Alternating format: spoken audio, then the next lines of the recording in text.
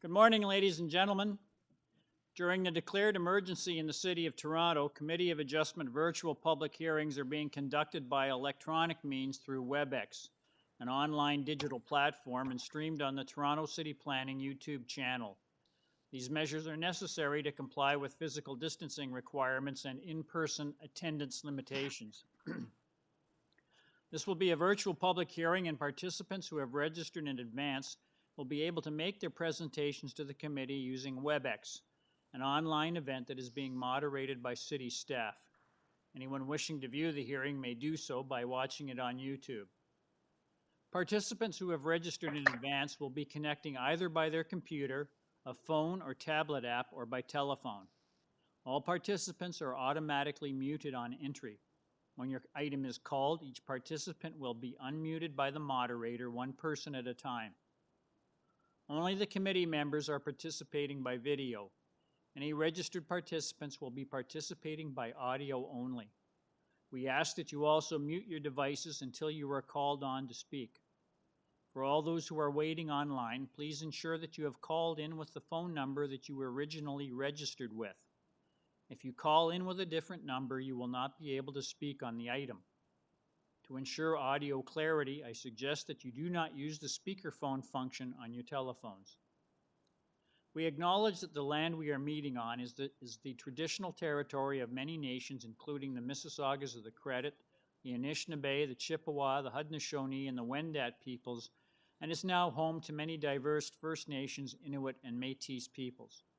We also acknowledge that Toronto is covered by Treaty 13 with the Mississaugas of the Credit.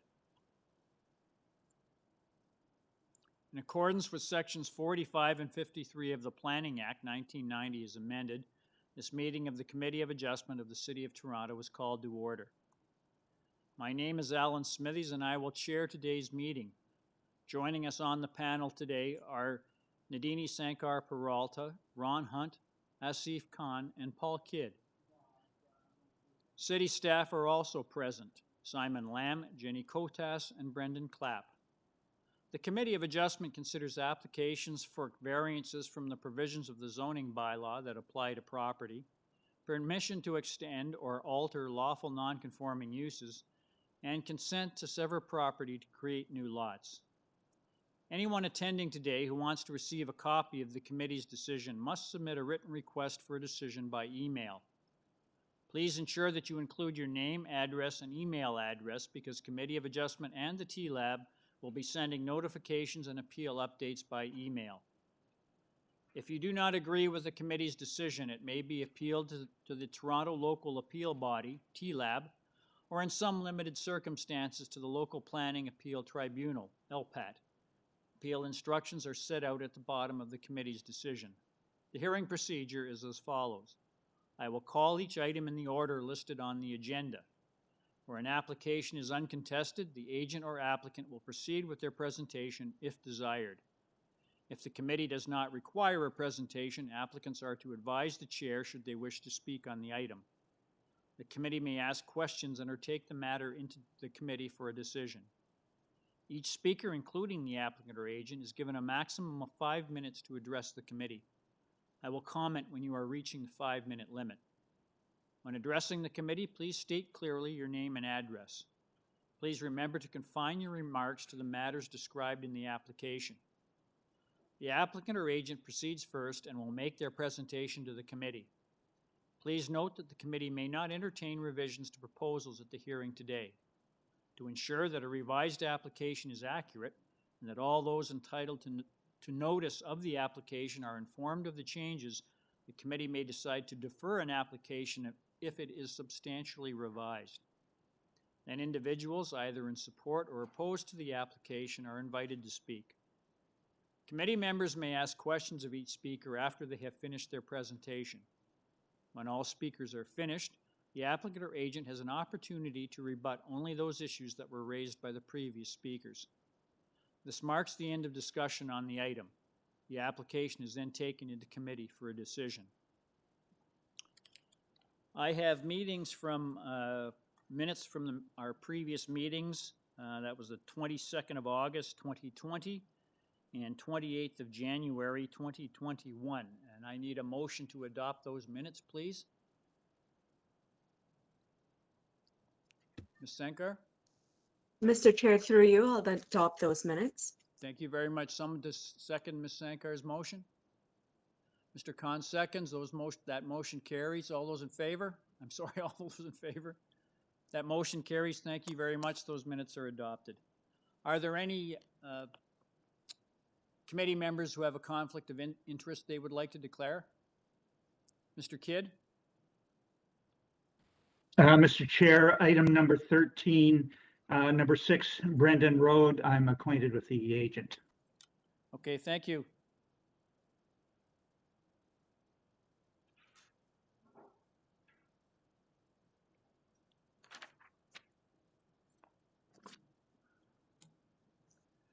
Okay, Mr. Lamb, we have no files to close.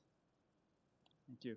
Now to proceed to the first item on our agenda, that is item number 161 Newton Drive. I have 3 people registered to speak. The first is the agent, Manoush Hakimi. Are you there? Mr. Chair, at this time, the applicant does not appear to be present. Okay, I'm going to move to the next item on the agenda. That is item number 2, A, B, and C. I have, it's 401 Brook Avenue. I have 3 people registered to speak.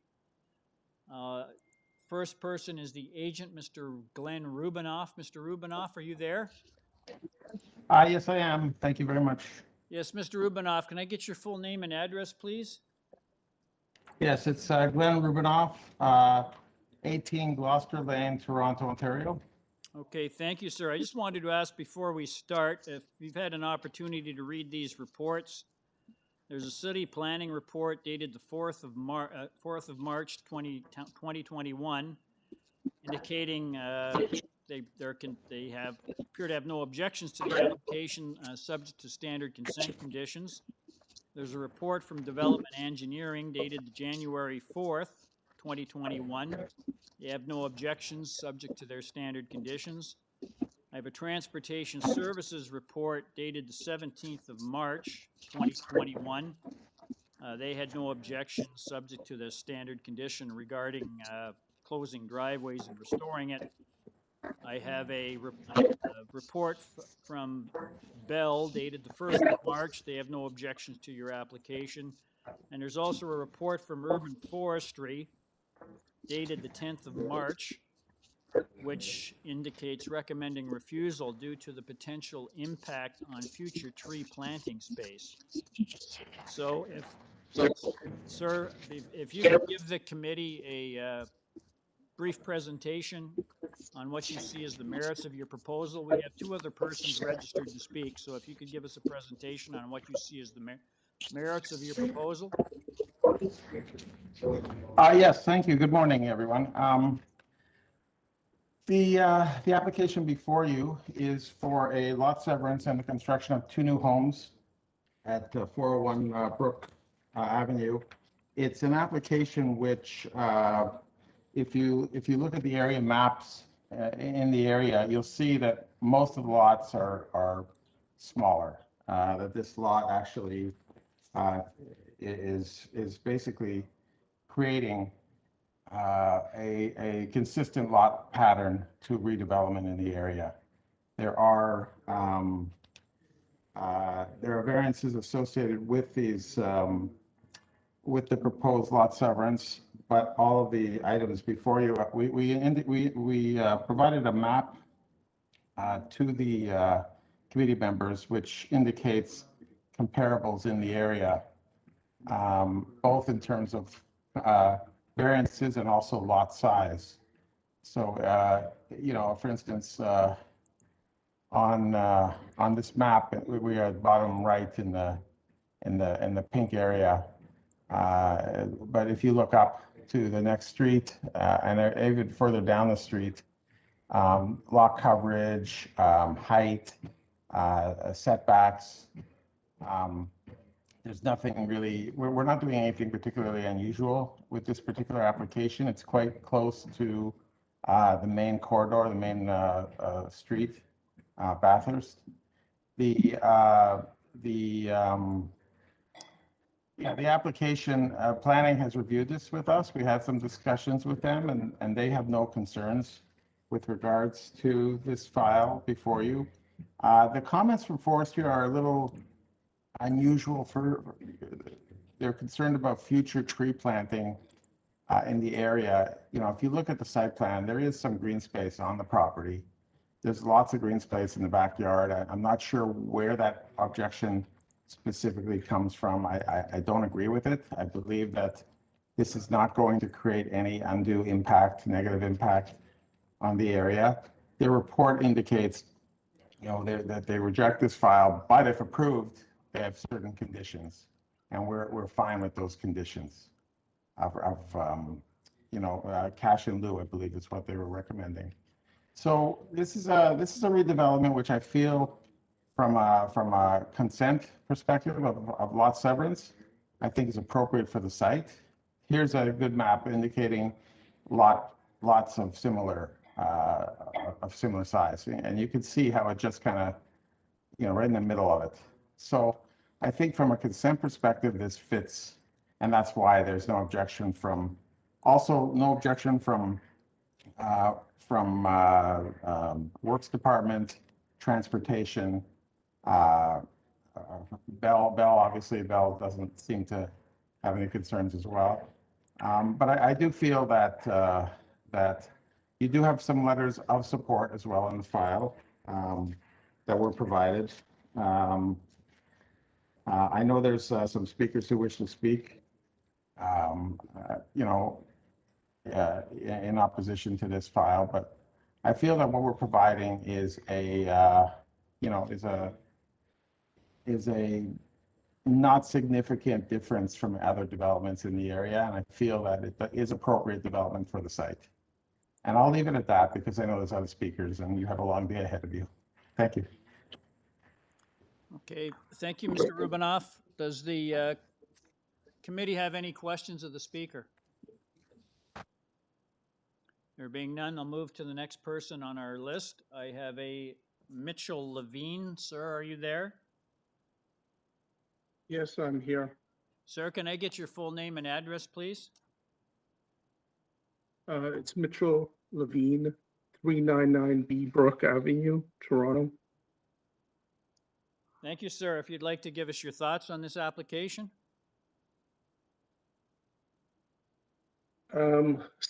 Since I'm speaking on the phone, can you mute the WebEx for me? Can I which? I'm sorry, sir. Can you repeat that? Since I'm speaking on my phone. Sir, we're having a hard time hearing you. You have to speak up.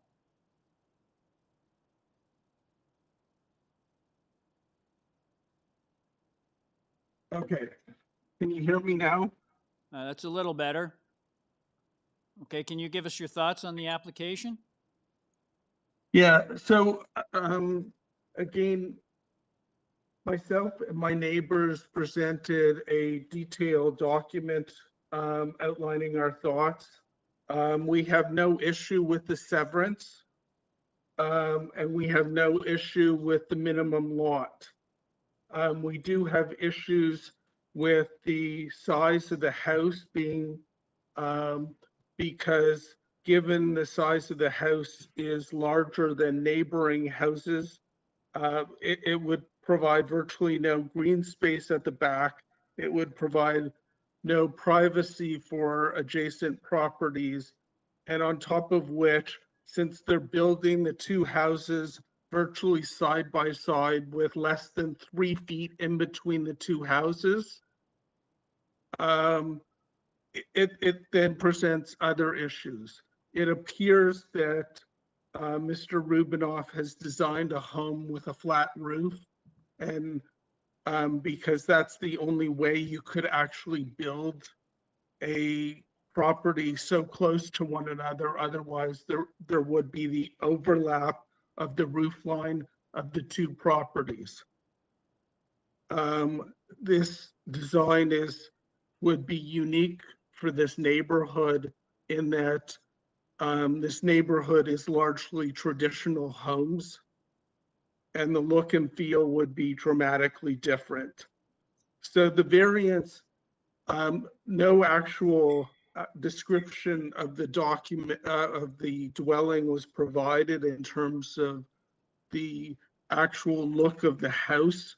But we can deduct from the information provided in terms of the roof line that it had to be a flat roof. Again, the bulk of our concerns is about lot size or lot coverage. The height of the property is higher than neighboring properties.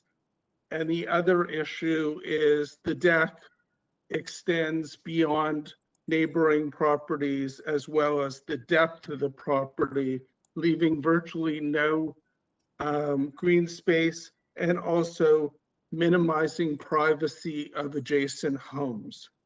On top of which,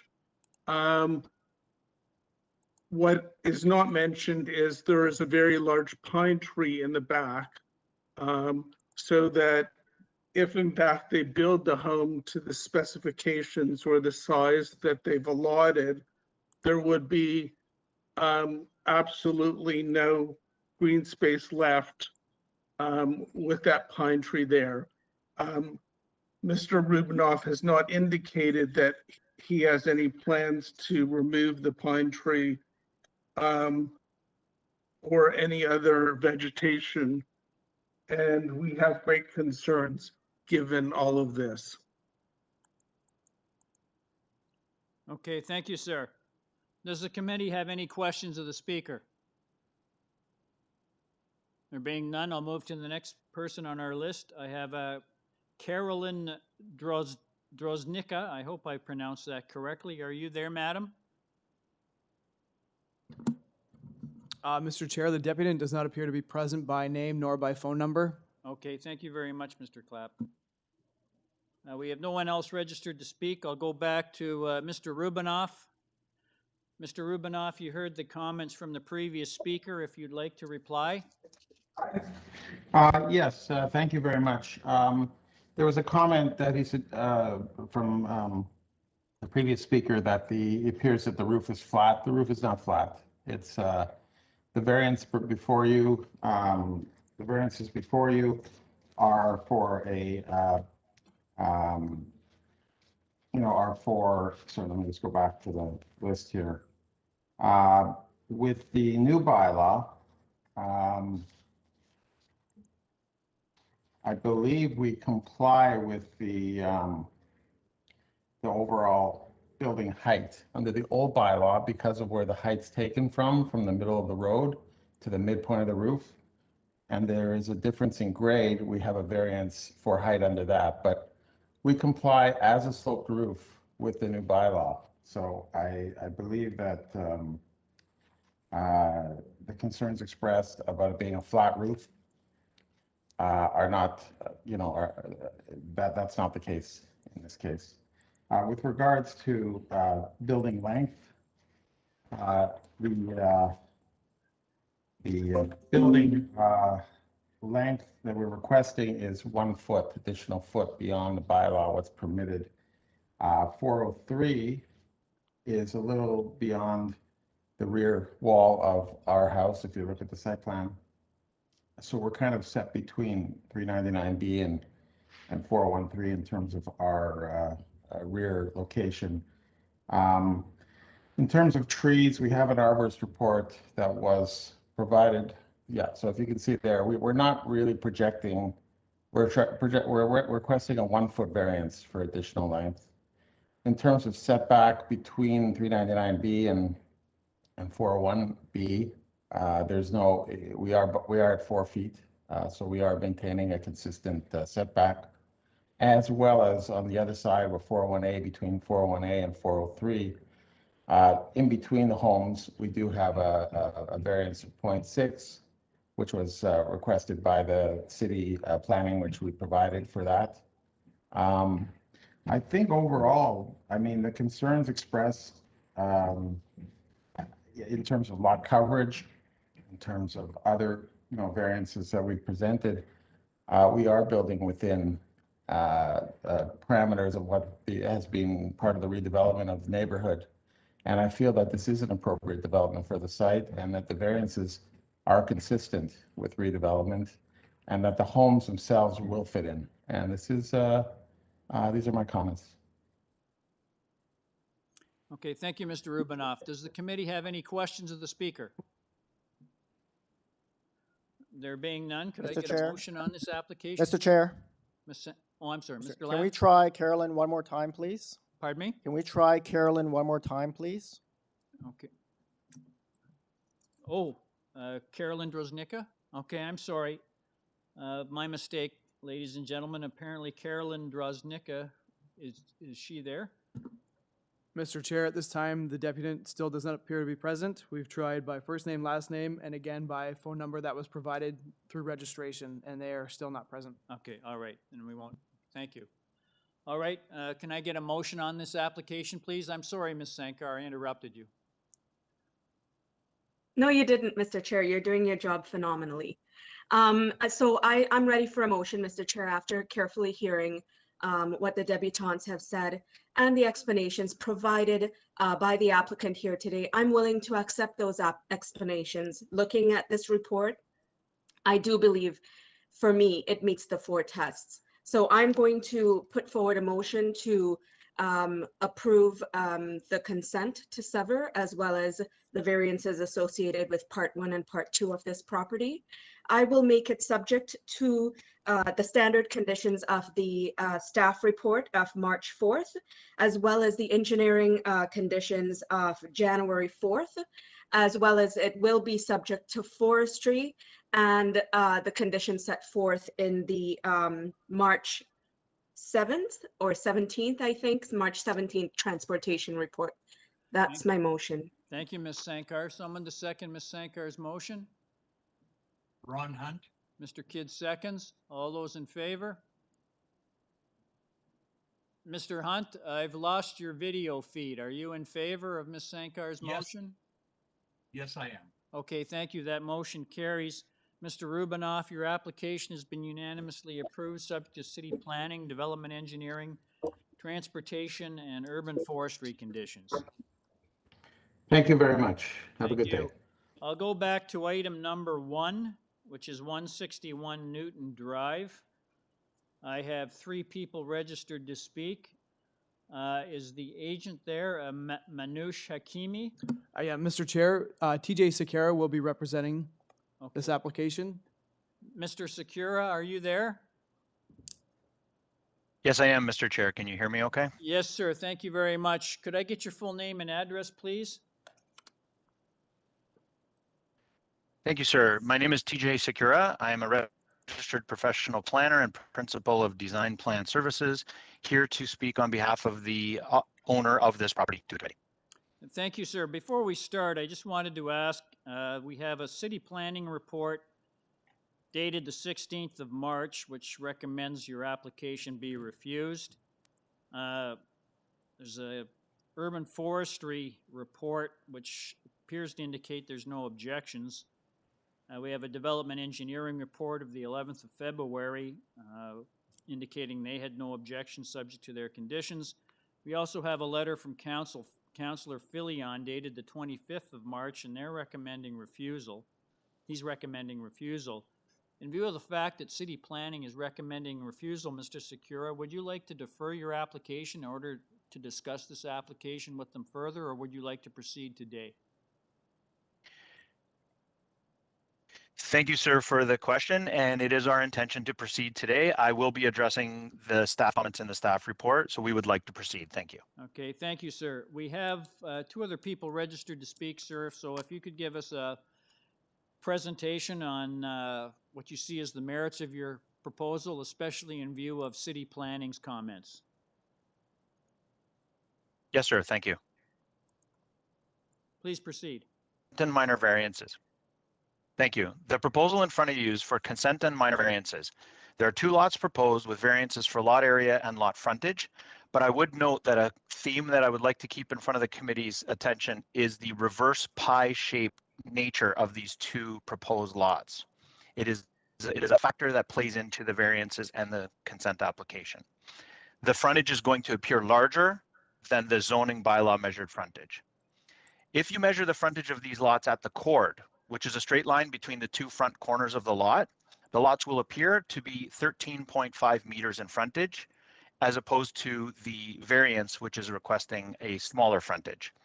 The difference between 13.5 and 15, which is the required frontage, will be difficult to see and will likely have no effect on the character of the street or the neighborhood. I have included a letter, I submitted it last week, that includes Schedule A, and which shows the committee how the bend in the road and the pie-shaped nature of the lots affects the perception from the street. I would also like to note that on the current lot, at a compliant coverage of 30%, a 5,091 square foot house could be, the owner, if this application were to be refused, a 5,100 square foot house could be constructed without variances. Mr. Secura, you're breaking up on us. 500 square foot each. I apologize. Can you hear me? I'm Yes, that's hearing fine. you fine. If I break out at all, please, Mr. Chair, don't hesitate to ask me to repeat myself. My last point was just that a 5,100 square foot house could be constructed on this lot as of right. I was the planner involved in severances at 205 and 199 Newton Drive. Both were unanimously approved by the committee without appeal and resulted in lots similar size to what's proposed. I have included Schedule and Schedule C is the corresponding lot data of those lots. I would note that all the lots on Newton west of Lillian have a zoning requirement of 12 meters minimum frontage, which means that 12-meter lots are existing and permitted on the same street and compatible with 15-meter lots in this area. I would also note that the mode of the frontage data set for all lots on Newton is 12.19 meters, which means that the most frequently occurring lot frontage on Newton Drive is 12.19 meters. Remember that if you measure the chord of these two proposed lots, they are 13.5 meters. Also, lot area is difficult to perceive from the street due to the reverse pie-shaped nature of these lots. They present to the street as lots that are much larger in area than they technically are. In addition, severances at Newton and Maxome were for lots that were much more unique in shape and configuration than the proposed lot, which is largely consistent with the rectangular lots on Newton, except for the reverse pie shape, which causes a slight widening at the front. The applicant owned the property. He was investigating building one dwelling on this property for him and his family. Due to COVID, he has decided that having family living in a separate dwelling in the same lot was more appropriate, and the two dwellings provided a better living environment for him and his family than one large dwelling that could be constructed as of right. Brief comments on the variances. The side yard setback variances are only at pinch point near the rear of the dwelling towards the rear. This is a common condition on the street, and it actually exists on both lots abutting this property on the east and west side. With regards to the front yard setback, Schedule D is up on your screen. This is at the curved part of the street. It's deficient only at pinch points, and it is compliant for most of the main wall parts. You can see the red hatched area is the only area within which the required front yard setback is not met, and due to the curve of the road, it will appear consistent with the neighbors on either side of it. With regards to the coverage variance increase only results in 14 square meters of additional coverage, which is approximately 150 square feet. There's no variance for FSI, height, depth, or length, and therefore these buildings sit on the lots in an appropriate way. The increase in coverage will almost be imperceptible, particularly from the street. With regards to the side main wall height, this is only for a small portion of the dwelling. The next schedule shows the bubbled red areas are the only places where the main wall height exceeds the requirement. And I would note that this is only for the interior of the two new lots facing each other. The exterior elevations facing the existing neighbors Mr. will Secura, can you appear summarize, and please? is, yes, and is compliant. We've read the councilor's letter recommending refusal. However, we believe this is a unique lot and will not set a precedent because there are not many lots like this on Newton. I disagree with the recommendations in the staff report. The staff report does not Thank you, address Mr. or analyze Secura. all Thank you very dwellings on much. Newton. Thank you. We'll move on. Okay, thank you, sir. Does the committee have any questions of the speaker?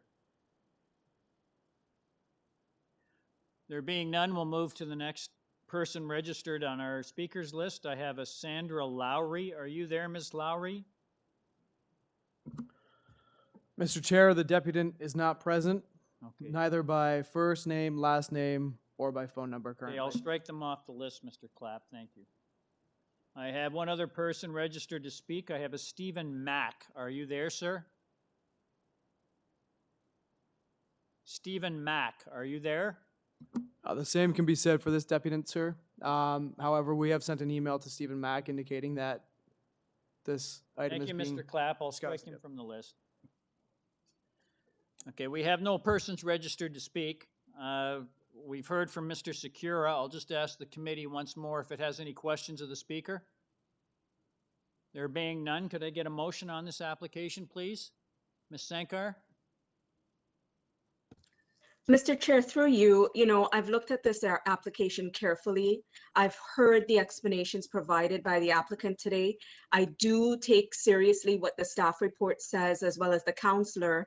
But in this situation, I think that the explanations provided by the unique shape of this lot, the fact that the applicant has placed it in character with the neighborhood, and the overwhelming evidence around a 5,100 square foot lot being, to me, out of place, and having looked at the variances and seeing that they are indeed minor in nature, I think all of those give me consideration to put a motion to approve the consent as well as the variances for part 1 and part 2 of this application. I will make that motion to approve that, and it will be subject to forestry, as well as subject to the February 11th engineering report. And that's my motion.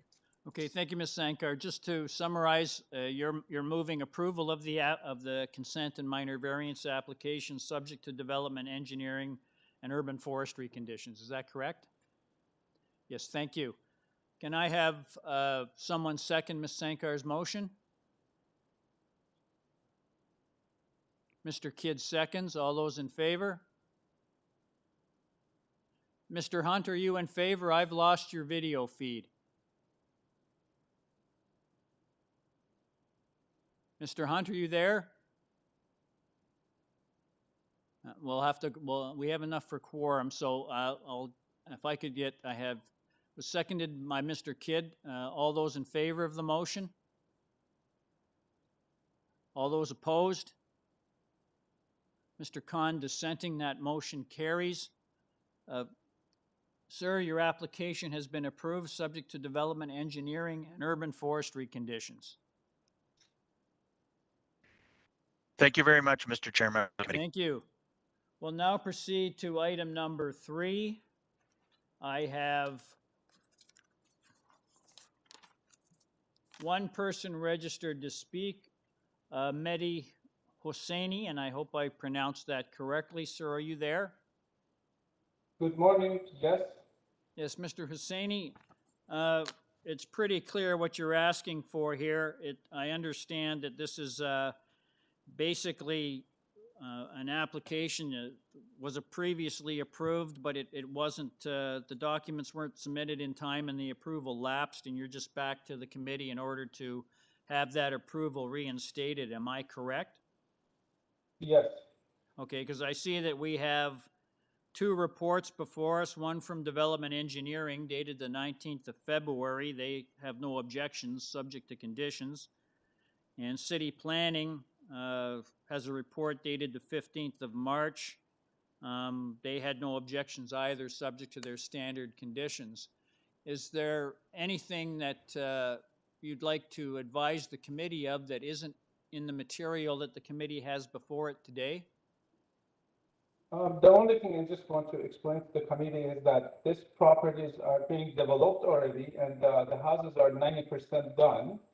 And it was a mistake by the owner that they didn't transfer the properties within the 2 years' time after they received the official certificate. So the time lapsed, and that's why we are back here to get the consent approved. And there is no minor variances because the houses, they got the permit and they're already under construction. Okay, thank you, sir. Does the committee have any questions of the speaker? There being none, can I get a motion on this application, please? Ms. Sankar? Yeah, through you, Mr. Chair, I accept the explanations provided by the applicant here today. I do believe that it looks like an application that, in my eyes, meets the 4 tests. And so I will make a motion to approve this application. I'll make it subject to the standard conditions of the March 15th staff report, as well as the February 19th engineering report. And that's my motion. Thank you, Ms. Sankar. Someone to second Ms. Sankar's motion? Mr. Khan seconds. All those in favor? That motion carries unanimously. I note that we've lost Mr. Hunt from our video feed, but we still have enough persons for a quorum. So, sir, your application has been unanimously approved, subject to development engineering and city planning conditions. Thank you very much. Thank you.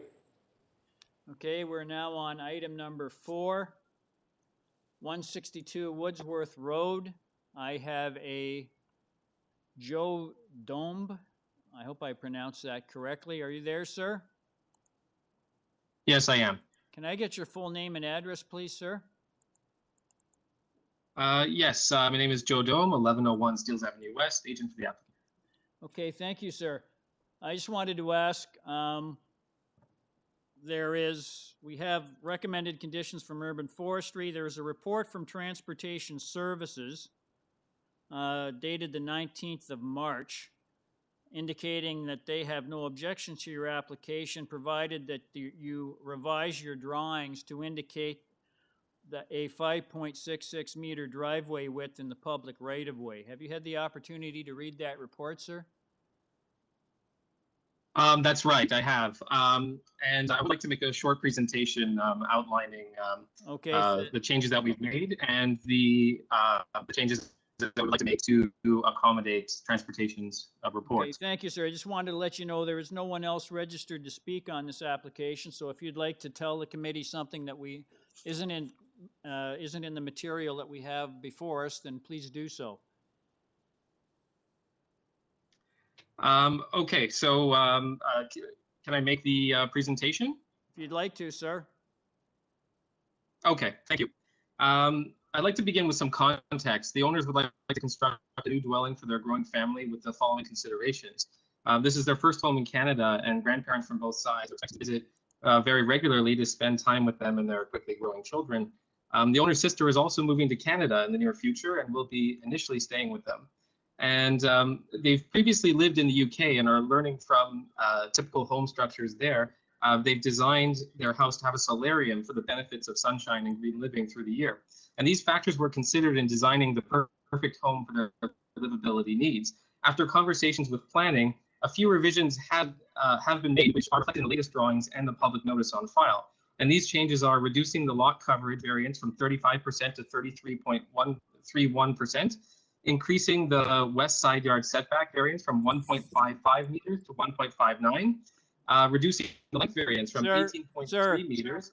Sir, it's not necessary to go through all this. Just if there's anything that you'd like to Mr. add. Chair, if the applicant is making changes, so he we needs would like read out to the the new variances. information. Sir, are you proposing to make changes to your application? So the changes that we would like, the one change we'd like to make is eliminating variance hang on number just a 6. second. Just a moment. Are you proposing to revise your application? We would like to revise the application basically. Okay, can you tell the committee what those revisions are? Yes, we would like to. Yeah, so it's one revision. Okay, hang on. Eliminating variance number 6. Just a moment. What revisions would you like to make? Eliminating variance number 6 completely by reducing the driveway width to 5.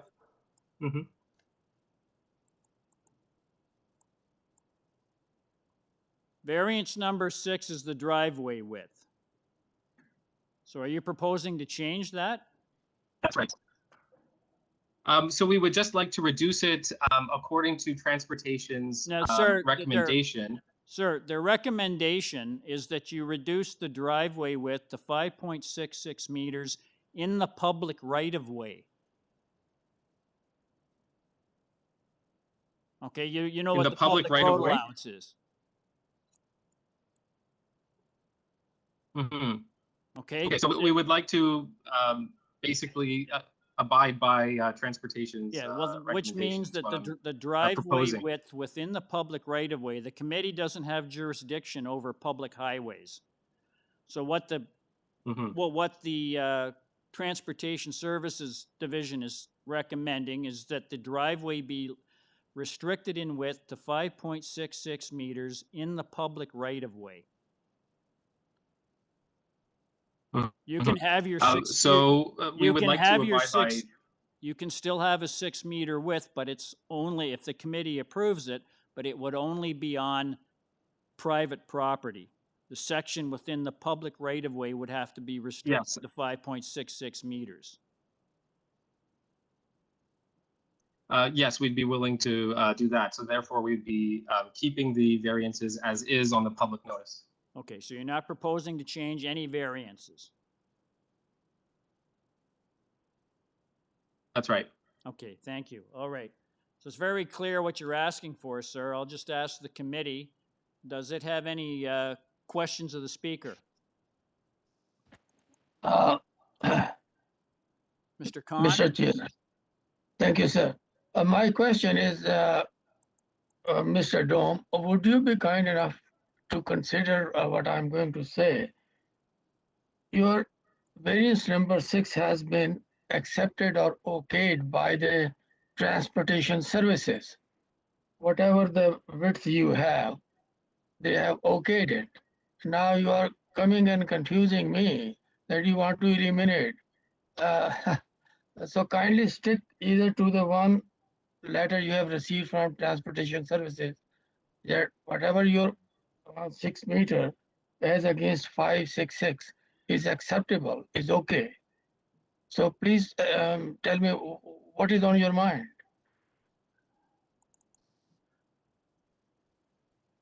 So the transportation comments as referred to before obviously reflect the public right of way. So we're basically not changing the driveway width, as transportation is okay with that. And we came into the meeting Sir, basically reflecting the. That is enough. Thank you. Okay. Thank you. Any further questions of the speaker? Can I get a motion on this application, please? Mr. Kidd? Thank you, Mr. Chair. I think the proposed variances are minor, and I think they meet the test for minor variance. I'd like to put forward a motion to accept the application, subject to transportation condition that the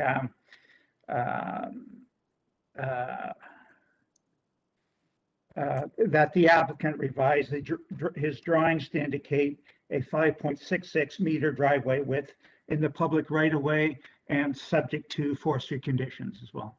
Thank you, Mr. Kidd. Someone to second that motion? Mr. Hunt seconds. All those in favor? That motion carries unanimously. Sir, your application has been unanimously approved, subject to urban forestry conditions and a transportation services recommendation that you reduce the driveway width in the public road allowance to 5.66 meters. Thank you very much, sir. Thank you. We're now on item number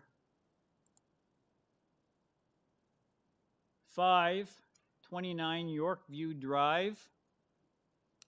I have one person registered to speak, and that is Nas Amr. I obviously mispronounced that. Sir, are you there? Nas Amr? It is correct, actually. Nas Amr, Mr. Chair, thanks for having me. Thank you. Can I get your full name and address, please? My name is Nas Amer. I'm principal architect at Arch Eye Architects, and the address is 200 Cache Woods Court, Suite 314, and this is in Markham. Okay, thank you, sir. If, just wanted to ask, sir, there's a report from City Planning dated the 16th of March, 2021. They indicate that they have no objections to your application, provided that the proposal is developed substantially in accordance with the site plan drawing submitted to the committee, date stamped on March 15th, 2021, and attached as attachment 1 to their report. I just wanted to ask, sir, have you had the opportunity to read that report? Yes, I did. Okay, sir, we have no other persons registered to speak on this application. It's pretty clear what you're asking for. I'm just going to ask, is there anything that you'd like to tell the committee that isn't in the material that we have before us today? I do not believe so. We have a lot of letters of recommendations from the neighbors. Nobody's objecting the idea, and it's very simple and straightforward. Okay, thank you, sir. It's the one variance related to the lot coverage. So I'll just ask the committee if it has any questions or comments. There being none, could I get a motion on this application, please? Mr. Khan? Thank you, sir. I'm taking the staff recommendations into consideration. And they are recommending, although the lot coverage is more than the allowable, but it has added 7.5% for the deck, which does not increase dwelling 32% coverage. In taking staff's recommendation, it is approved to condition be developed substantially in accordance with the site plan drawing submitted to the Committee of Adjustment on March 15, 2021, and attachment number 1 to this report. I move this application be approved. Thank you, Mr. Khan. Someone to second that motion? Mr. Hunt seconds. All those in favor? That motion carries unanimously. Sir, your application's been unanimously approved. Thank you very much. Mr. Chair, thank you very much. Thank you. Now on item number 6, 206 Willowdale Avenue. I have one person registered to speak. That is Ali Tanha. Are you there, sir? Yes, Mr. Chair. Yes, sir. Can I get your full name and address, please? Yes, my name is Ali Tanha from Ali Design Inc. Address is 59 Ryckett Crescent, East York. Okay, thank you, sir. I just wanted to ask before we start, I have, there is a recommended condition from Urban Forestry. There's also a city planning report dated the 16th of March. And they were recommending that you modify variance number 1, the lot coverage from 31.72% to 31.04%. Modify variance number 2 for the proposed side exterior main wall height from 8.26 meters to 8 meters, and eliminate variance number 3 for the proposed north side yard setback. And if you do make those modifications, that you develop the proposals of substantially in accordance with the site plan drawing submitted to the committee, date stamped as March 2nd as attachment number 1 to their report. Have you had an opportunity to read that report, sir? Yes, I have read the report. I just need to clarify. Would you like to make those modifications to your application? Mr. Chair, we actually have made the modification and we have submitted the revised zoning notice. Unfortunately, the zoning notice was issued a little bit late, but the latest notice is dated March 8th, and it reflects the exact guidelines from planning. Okay, sir. And we have just for the benefit of the committee and the audience, can you please tell us? Can you go through each one of these variances and tell us the changes that you're making? I know I've summarized them at the beginning, but you need to be formal about it and tell us what those changes are. Yes, for sure. Variance number 1, the coverage has been reduced to 31.04. Okay, from Uh, 31.72%. Yes. Okay, Variance number 2, the main wall height, it has been reduced to 8 meters from 8.28, I believe. So sorry, I have different zone. From 826 to 8 meters as the hang on just a staff report recommends. So just a moment. Is variance number 3, the proposed side yard setback for the north side yards is 0.9 meters? Are you eliminating that variance? Yes, that variance has been eliminated. Variance number 3 is deleted. Variance number 4 stays the same? Oh, sorry, variance number 3 is not eliminated. The variance for that side setback that was proposed to be eliminated, we had 2 side setback variances. One was eliminated. Okay, hang on a sec. Sir, hang on a second. Sure. Variance, so you're telling me you're not eliminating variance number 3 as recommended by the planning division? Oh, sorry, you're referring to the original zoning notice? No, Yes, you my have to go variance by numbers- the notice that was, you have to use the notice that was submitted to the public notice. Yes. So Yes, is I variance understand. 3 on that notice Eliminated. is it being deleted? Yes, that one is eliminated. Okay. Variance number 3, which is the proposed side yard setback for the north side yards, is 0.9 meters. That's being deleted. That's correct. Variance number 4, does that stay the same? Yes. And variance number 5, does that stay the same? Yes, that one is the same. Okay, thank you, sir. Is there anything you'd like to, it's pretty clear what you're asking for. Is there anything you'd like to tell the committee that the committee doesn't have in the material before us this morning? No, it's pretty straightforward. Okay, thank you, sir. I'll just ask the committee. Does the committee have any questions of the speaker? There being none, could I get a motion on this revised application, please? Just note, committee, again, to be clear, variance number 1 is being changed. The proposed lot coverage is 31.72% of the lot area. That has been reduced to 31.04%. Variance number 2, the proposed height of the side exterior main walls facing both side lot lines is 8.26 meters. That's being reduced to 8.0 meters. And variance number 3 has been deleted. Variances number 4 and 5 stay the same. So if I could get a motion on the revised application, please, Mr. Hunt.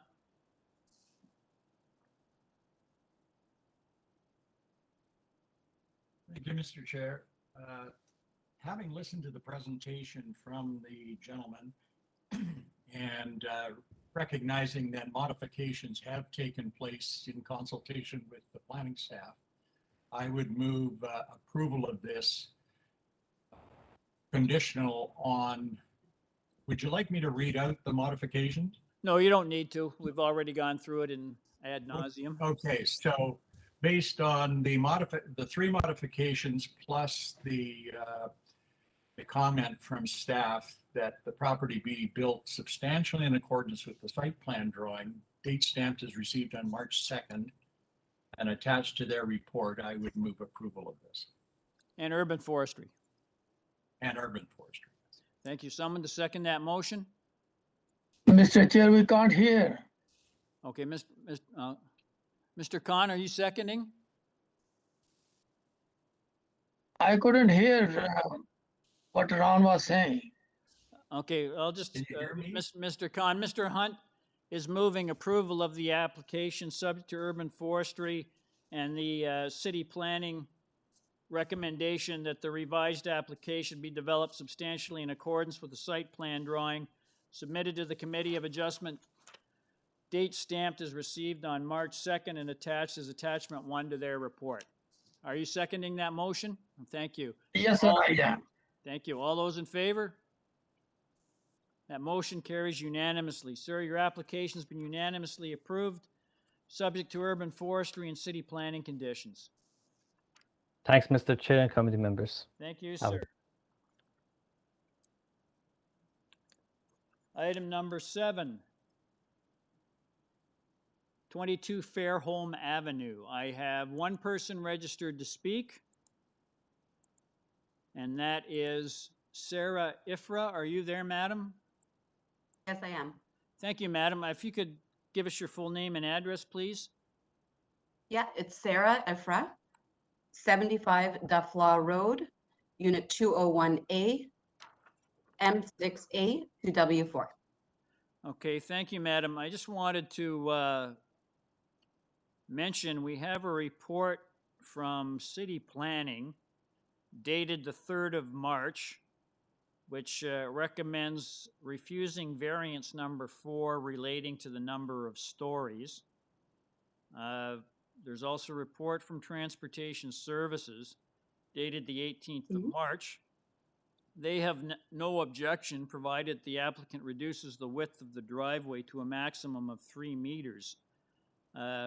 It's pretty apparent that they're asking for that reduction in the driveway in the public highway portion. And of course, adding a notation that you take out the appropriate permits. I wanted to ask you, does eliminating variance number 4 effectively scuttle your proposal? Yes, it does.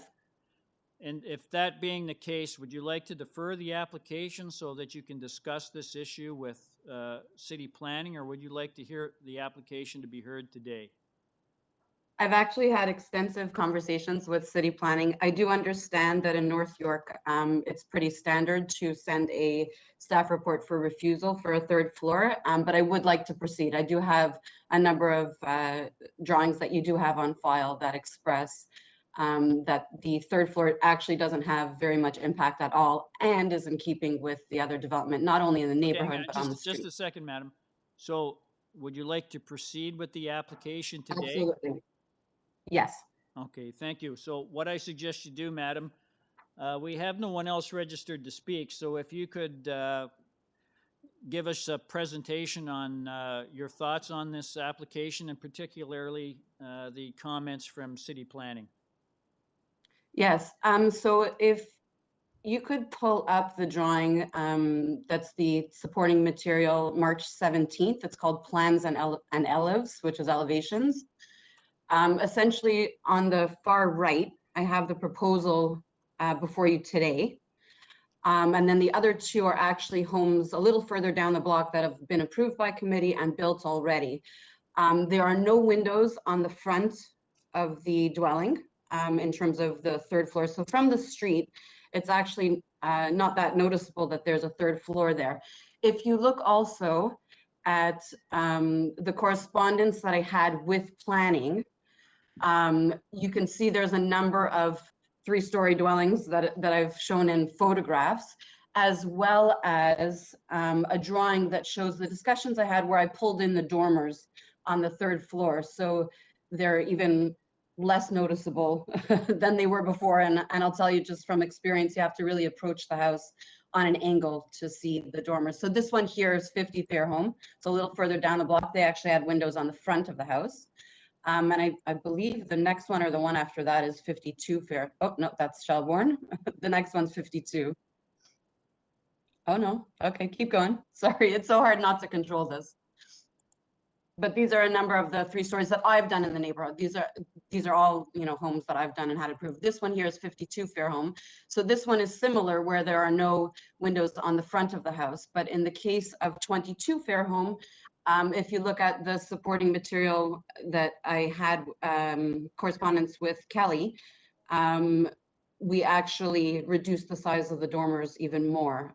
So I believe that this house does meet the 4 tests of the plan, both in terms of its not being impactful, as well as it being in keeping with other development in the neighborhood. Okay, madam, I just wanted to ask, on this section of Fairhome, I was up there, I didn't really see any 3-story buildings on this section of Fairhome. Am I correct? So in this first block, this will be the first one. I do have another one coming up shortly in the next week or so. But in the next block is where we've done a number of them. So this is really the first one in this portion. But again, we were very sensitive to that. We made sure there were no windows on the front of the house.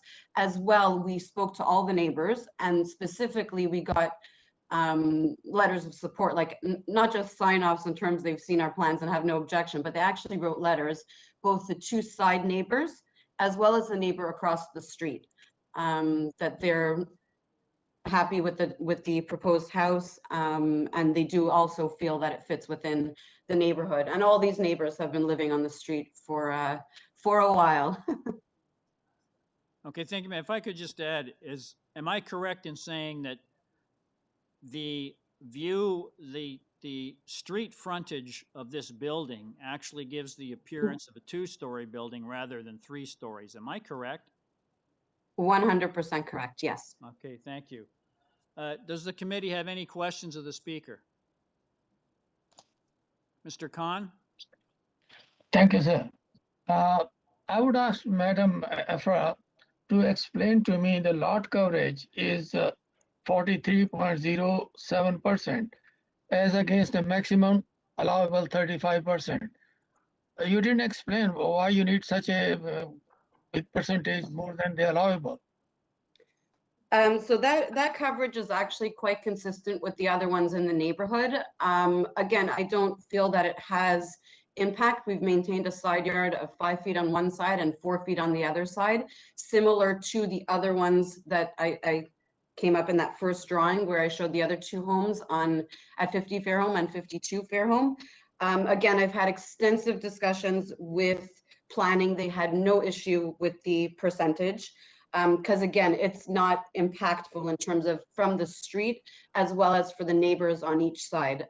They all felt that that was in keeping with the development in the area. And the development ranges on that street specifically, because I've done a number of them, anywhere from 42 to 43.75%. So we're very much in keeping with what's been built there. But you have to realize, ma'am, that you are exceeding the maximum of 35%. I understand completely. You're not complying the zoning bylaw. I understand. I understand. Thank you. Thank you. Any further questions of the speaker? There being none, could I get a motion on this application? Mr. Hunt? Thank you, Mr. Chair. Having listened to Mr. Hunt, can you speak up, please? We're having a little trouble hearing you. Oh, I'm sorry. Can you hear me now? That's a little better. Okay. Yeah, if you could speak up. Mr. Khan's having trouble hearing. You may have to get closer to the microphone.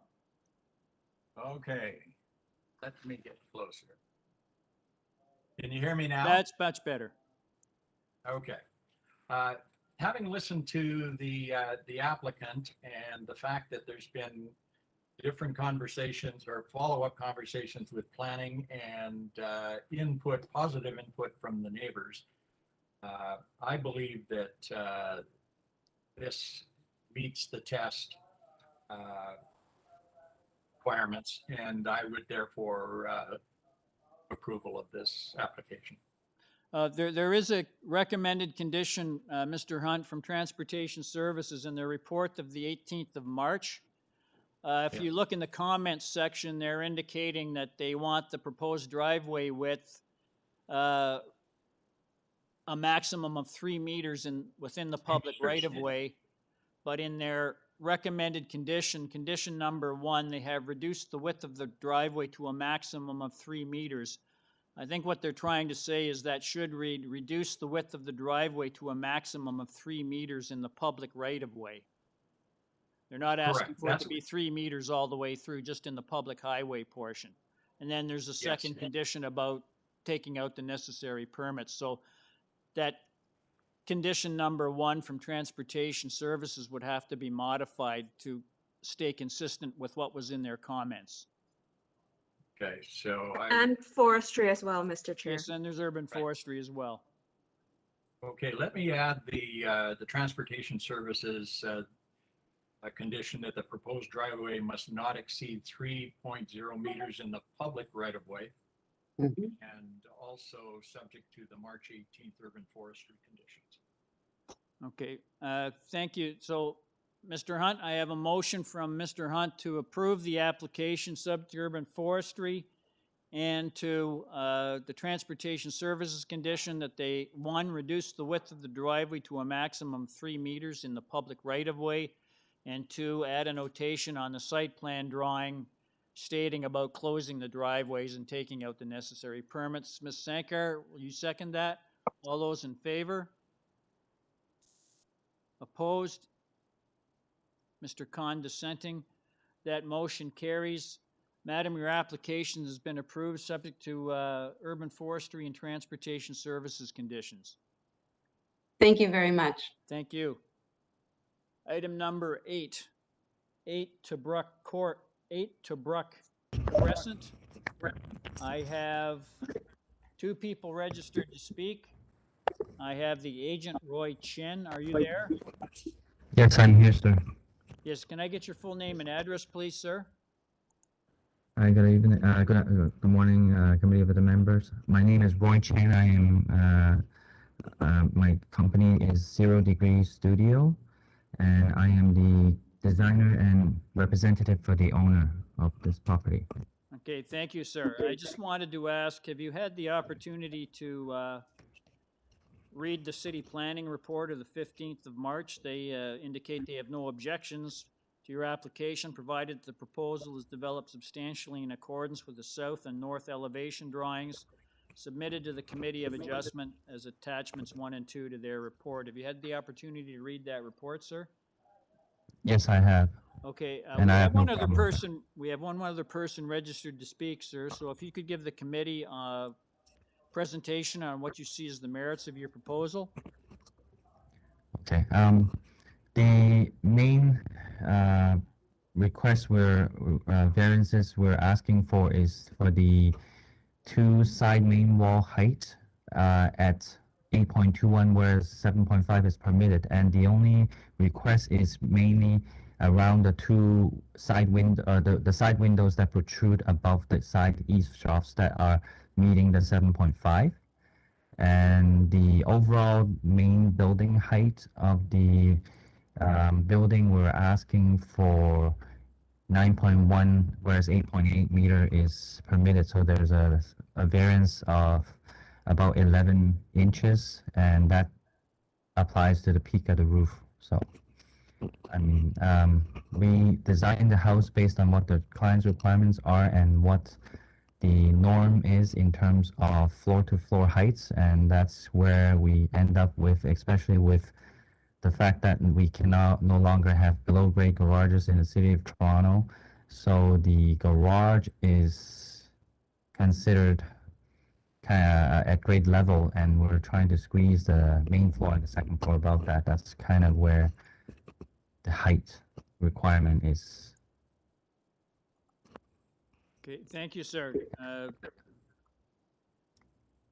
Does the committee have any questions of the speaker? There being none, I have one other person registered to speak, Victoria Yao. Are you there, madam? Hi, this is Victoria Yao. I'm here. Yes, thank you, madam. Can I get your full name and address, please?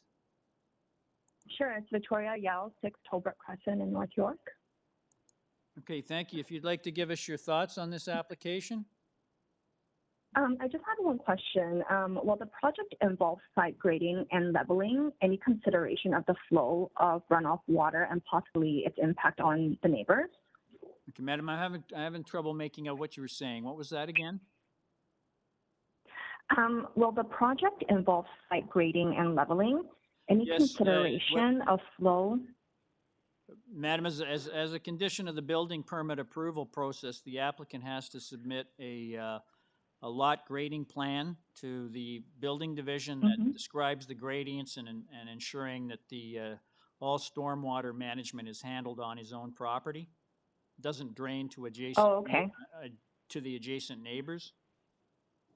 Okay, yeah, that was our concern, is like if it will impact the neighbors. Okay. Okay, thank you. I'll just ask the Thank committee. you. Is there anything else you'd like to add? No, I think I'm good. Thank you. Okay, thank you. Does the committee have any questions of the speaker?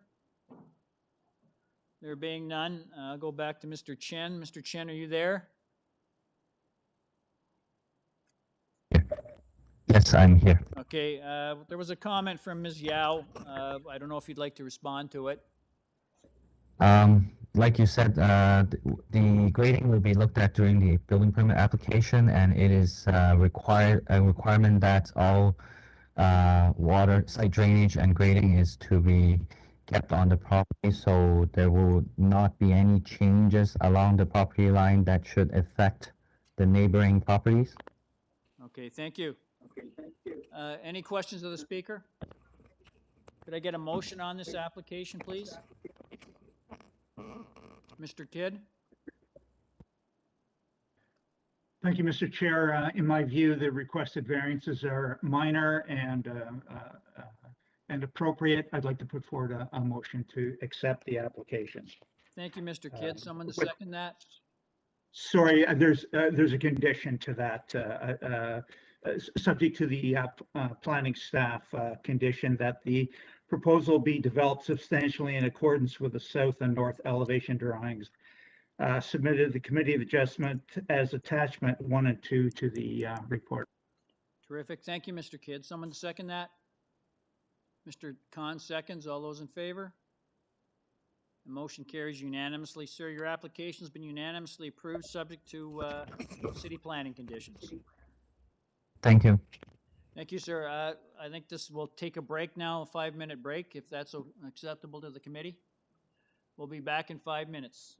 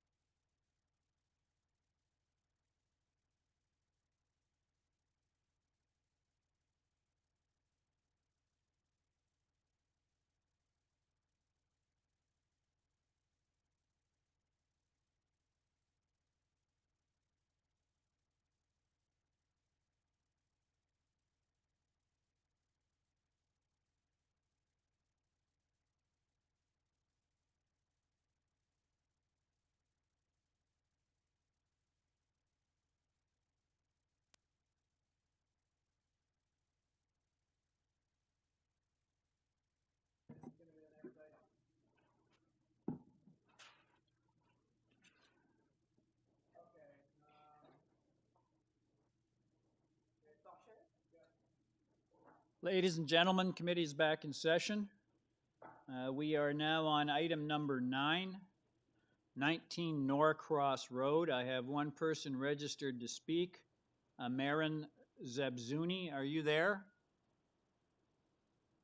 Mr. Chair, and good morning, Mr. Chair, committee members. Thank you. Can I get I'm your here. full name and address, please?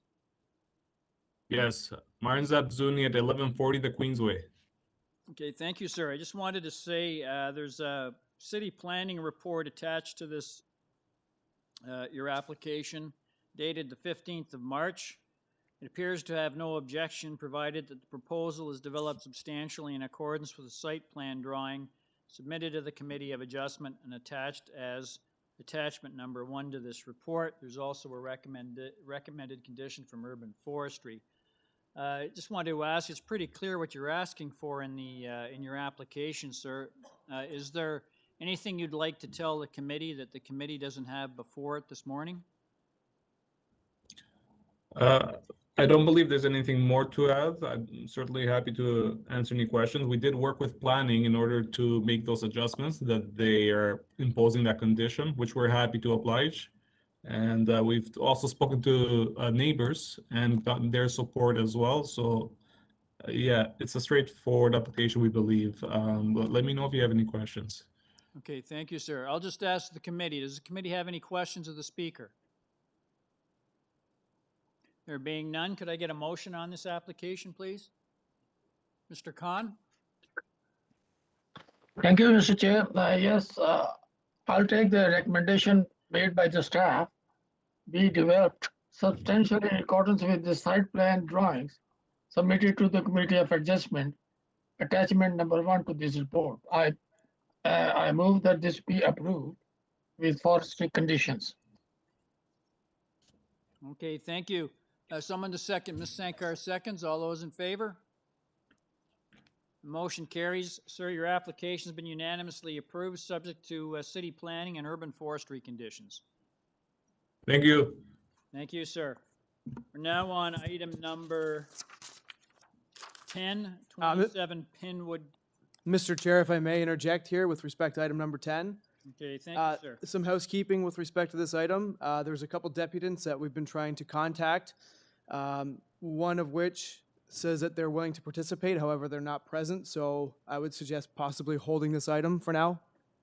Okay, so I'll hold item number 10 down. We'll move to item number 11, which is 126 Gray Road. I have one person registered to speak.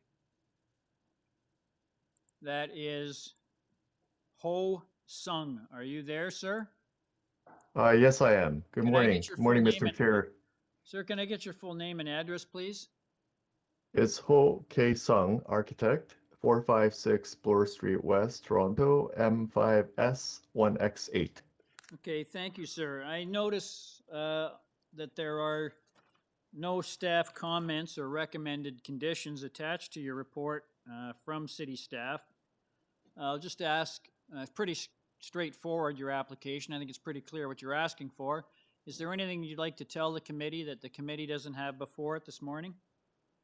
I don't really think so in terms of material change, but I'd like to just, perhaps there may be some questions about the second floor deck. I'd like to just point out that it's off the parents' bedroom, and during the daytime, it would not be used very heavily, as the family would be in the main spaces downstairs and accessing the lower deck and the garden, obviously, with the small children. And in the evenings, when there are no mosquitoes, they may sit out there. But again, it would mostly be used as a open airing space when the balcony doors are open to air out the second floor. And as we work from home more and more during the pandemic, I think and as we spend more time indoors, the domestic outdoor amenities have become more important, and this space has contributed greatly to the family. That's everything I'd like to add. Okay, thank you, sir. Does the committee have any questions of the speaker? There being none, could I get a motion on this application, please? Mr. Khan? Thank you, Mr. Chair. Yes, although there are no staff recommendation for this particular application, but I was in the application, it has been meant that this condition has been owned by the present house owner and has no objection from the neighborhood. So therefore, I would move this application be approved. Thank you, Mr. Khan. Someone to second that motion? Mr. Hunt seconds. All those in favor? That motion carries. Sir, your application's been unanimously approved without condition. Thank you, sir. Thank you very much. Okay, thank you. Our next application is, I'll just ask, I'm sorry. Mr. Clapp, should we try doing item number 10 again? Not at this time, sir. Okay, thank you. I'll wait. We'll go to item number 12, 140 Divadale Drive.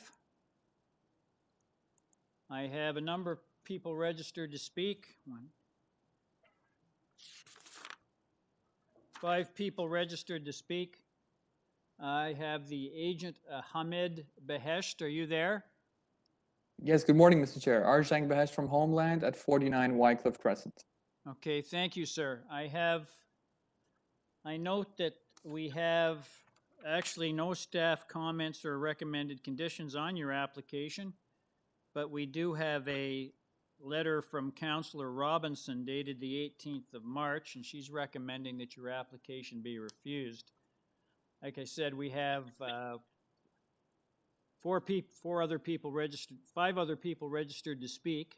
So if you'd like to give the committee a presentation on what you see as the merits of your proposal. Yes, thank you, Mr. Chair. And good morning to committee panel and to committee staff. Thank you for displaying item number 1 of the presentation package. So the first item I'd like to speak to is the proposed east side yard setback of 0.6 meters or 2 feet, which only occurs at the bumped out portion of the garage, which we can see there highlighted by the narrow stripe in red. The home after that jots back to a side yard setback of 0.9 meters or 3 feet after the garage and has a side yard of 3 feet for the entirety of the other side of the home at the east. And furthermore, if I could please see slide number 2, on the second floor above the garage portion, the home also pushes back to a side yard of, again, 3 feet, as noted by the area you can see marked in pink. And if I could please go back to, again, slide number 1, I'd like to speak to the building length, which is 17.98 meters for the east half of the home, where the garage is located, and actually 17.37 meters long for the west half of the home, where the main entrance is. And this building length hasn't affected other yard variances. For example, the front yard setback, represented by the blue arrow at the left, has been maintained and actually improved upon. And at the back, the rear yard setback, shown by the line in green, is much further back into the rear yard than the rear wall of the proposed building. And if I could please see slide number 3. Now, because the proposed building is not a 3-level design, which would otherwise allow us to place the first floor of the home, including a small home office, on top of the garage, in this proposal, the garage takes away from the first floor of the home. And the only place for a modestly sized 10-foot by 9-foot home library, which is a must-have for every homeowner, especially nowadays, could only be facilitated because of the building length increase. And if I could please see slide number 4, the overall building height of 8.8 meters is taken to the top of the ridge of the roof of the building, which is set back from the front of the wall. The front wall of the building, which is what can be seen from the streetscape, is, especially in this case, lowered significantly and measures 7.81 meters, which is about a meter lower than the proposed variance. Thank you very much, Mr. Chair. Okay, thank you, sir. Does the committee have any questions of the speaker? There being none, we'll move to the next person on our list. I have a Chris Cummins. Are you there? Chris Cummins, are you there? I am present, thank you. Yes, can I get your full name and address, please? Yes, my name is Chris Cummins. I live at 138 Divadale Drive, immediately next door to the property in question. Okay, if you'd like to give us your thoughts on this application. Yes, one of the things that I've noticed in the hearing today and in our research is the mention of precedents and how things are minor variances. I noticed in the presentation from Mr. Beshet he didn't get to the other slides in his presentation, but it seems that there's much mention of the fact that other adjacent properties with similar variances were approved in the past. The challenge is that as neighbors, we've gone to each of the, yes, sir.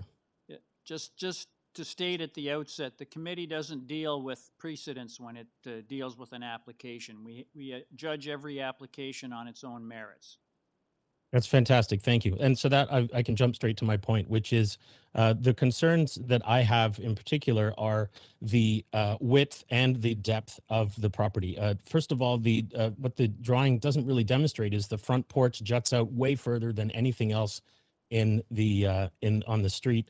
The main concern, though, is that when you interview people who live beside the houses that have been built by this builder, you interview them after the fact.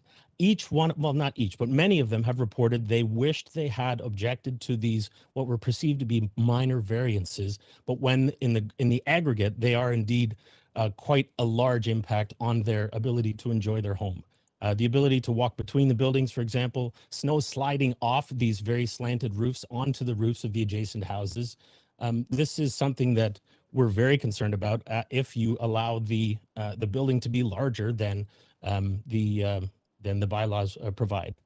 So my concern is that, or my objection is that the length and the width, as well as the height. The height will cause the roof design to be in line with many of the other designs in the neighborhood that have been approved in the past. But if you talk to the people beside the houses, the snow falls on the roofs in the wintertime and it thumps.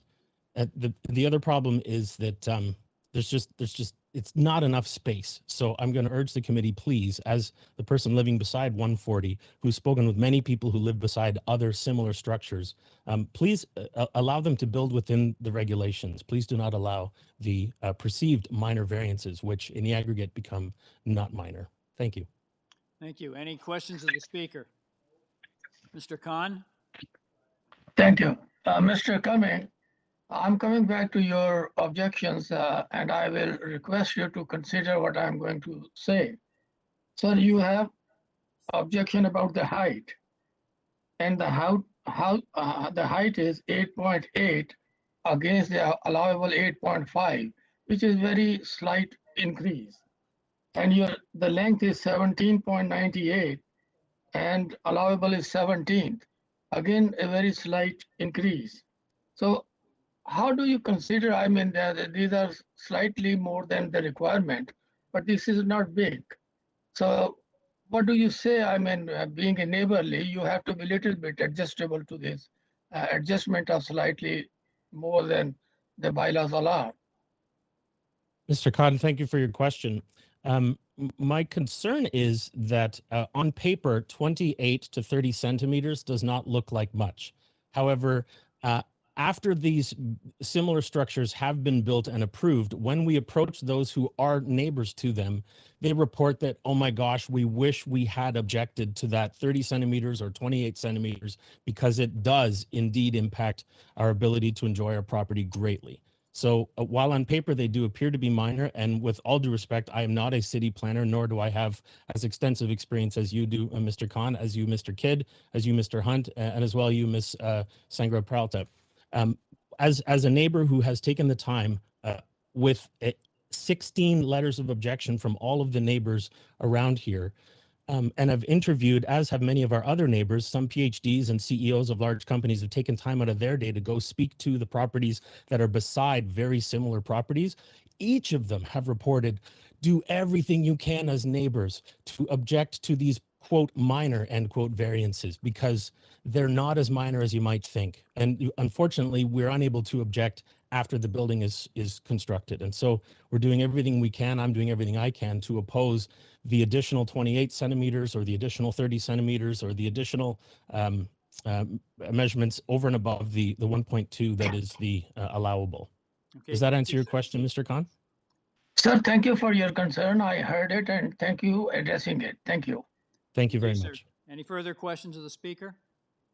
We'll move to our next person. I have a Kathleen Davies. Are you there? Kathleen Davies, are you there? Can you hear me? Yes. Can I get your full name and address, please, madam? Thank you. Kathleen Davies, my husband is beside me, Robert Davies. We live at 142 Divadale Drive. We are east adjacent to the home in question. I just have two very quick points regarding the actual documentation on the website that was put forth. When we got the notice of the hearing in writing from your committee, that was the very first time we had any inkling of what was to be done next door. I may note an item dated December 31st. When you open it, it says, "Dear neighbors," and it's from Homeland. And it says, "Oh, we would love to be able to sit down with you and review this. I wish to declare that not one single person on this street or anybody associated with this file ever received contact from Homeland or anybody associated with Homeland." So that takes me to point number 2 in your own publication that says getting to know your city, what to expect at a hearing. I noticed one item said, applicants are encouraged to seek a resolution with concerned parties outside the committee room. I'm declaring right now that the designer from Homeland never made any attempt to approach any neighbors concerned on this application. So now I'm going to go forward with my, I just wanted you to know that's the history. I'm hoping that to review my submission includes supporting that you have reviewed all our letters. There were 17 of them, I believe, but my family for 32 years, my husband and I have very comfortably raised our children in a family home at 142 Divadale, which is adjacent to the property. We wish to state that we are adamantly opposed to all variances as they are not cumulatively minor.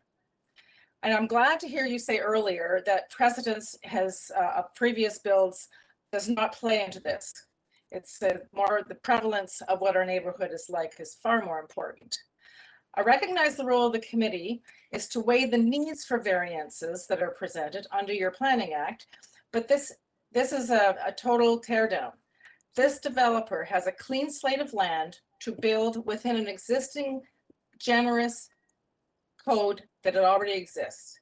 They have no encumbrances, they have no extenuating circumstances to build around, no giant trees to build around, no encumbrances from anybody's properties. These 9 variances in total equals one oversized structure in our point of view. A little history lesson. North Leaside actually is north of Eglinton and not part it is part but not part of the total of Leaside.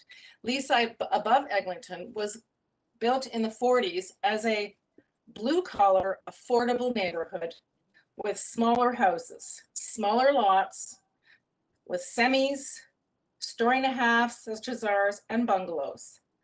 The prevailing designs include peaked roofs, brick structures, and inviting thresholds. And even many of the infill builds have honored the distinctive character of this neighborhood. The proposed oversized flattened roof, stark gray concrete design is insensitive to the character of our community. Our comfortable story and a half is 1,100 square feet. That's 1,100 square feet on a lot 30 by 135. The proposed next door neighbor is 2.75 times. That's 2.75 times the square footage of our original house on this block and many of the others. We will be dwarfed, totally dwarfed. We will have no sunshine. The Planning Act is already very generous, as I said, and there's no compelling reason for variances to the side yards, the height, or the length. One other thing I'd like to mention is that Bayview Avenue and Broadway is topographically the highest point of land in our neighborhood. All water flows downhill to the east-southeast towards the Don River system, all through our backyards. This subdivision was built on a network of little streams and reaches. Madam, before you proceed about drainage issues, the committee does not deal with drainage issues. As if the The application carbon is, footprint. if the application Okay, is move on. approved, madam, if the application is approved, he has to get a building permit. As part of getting a building permit, he has to submit a lot grading and drainage plan that makes sure that all his Perfect. stormwater is managed on his own site. So please don't go over, Okay, I won't issues go overboard related on to that, lot that's fine. drainage. Got it. It's just the large footprint and the in-ground swimming pool, the overly large footprint and the in-ground swimming pool that is just has been planned. Okay, madam, you have to we'll definitely- summarize. Your Okay. time is up. Okay, very good. The extreme mass and height with resultant decreased light will be Okay, madam, detrimental thank to you very enjoyment much. of Your our 5 minutes is up. Thank you The very next much. person on this issue on the street is, on our list is Robert Davies. Are you there? He was part of mine. We can go forward. Pardon me? He was part of mine. We can go forward on that unless he has his times. I Okay. can just finish my last paragraph. Okay, so I'll let you finish on We are this not, time. okay, we are not opposed to new development. However, we encourage respect for the City Planning Act, thorough consultation with residents, and a willingness to build a complementary structure that preserves the character of our existing community. And as I pointed at the beginning, none of this was done in this case. Okay, thank you, madam. Any Thank you. questions of the speaker? There being none, we'll move to our next person on the list. I have a John Ola. Are you there? Sir, can you hear me? Yes, sir. Can I get your full name and address? Yes, sir. My name is John Ola, and I'm located at 569 Broadway Avenue, which is immediately north of the subject property. Okay, sir, if I could ask, please don't repeat material that we've already heard. Tell us something new. Well, I'll try. I apologize. I'm not a planner, so please bear with me. You've read my letter, so you know that our primary concern is the sunlight and the privacy that we enjoy presently. When we moved into this neighborhood, the two factors that drove us or brought us to this neighborhood was the southern exposure of our property and the privacy, and secondly, the look and feel of this very special neighborhood, Leaside. I want to then go to the four tests, if I may, directly. And if I may just respond to what Mr. Khan raised, a very good point. But may I respectfully say, Mr. Khan, that when you take the sum of the parts are the sum is greater than the parts. We've got 8 variations here, sir. And in my respectful submission, this does not constitute a minor variance. It will be, as the previous speakers have said, a large structure which will block sunlight into our property and diminish our privacy. The section 45(1) authorizes minor variances.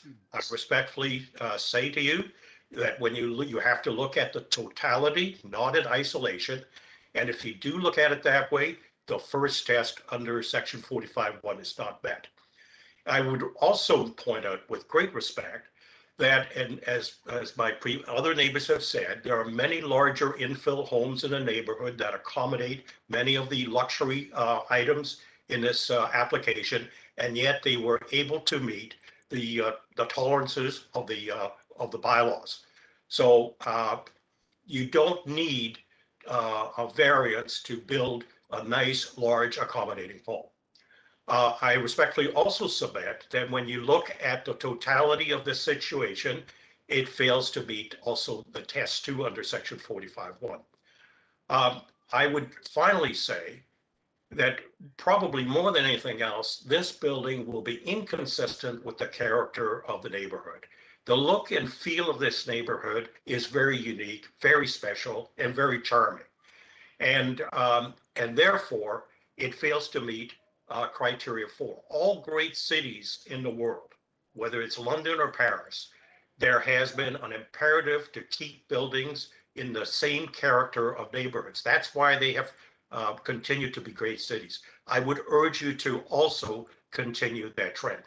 Last but not least, I respectfully submit that the onus is on the developer to satisfy you that such a residence cannot be built without major intrusions. In other words, there is no reason, he hasn't satisfied you that these major intrusions are necessary to achieve the objective that he is seeking. And I respectfully urge, for that reason, the application be denied. And I thank you for the opportunity to speak. Thank you, sir. Any questions of the speaker? There being none, we'll go to our last person on the list. I have a Jeff Kettle. Are you there? Jeff Kettle, are you there?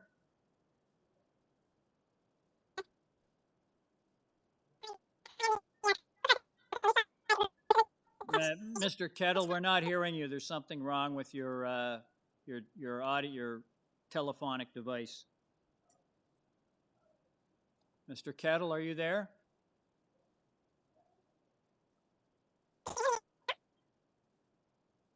Mr. Kettle, are you there?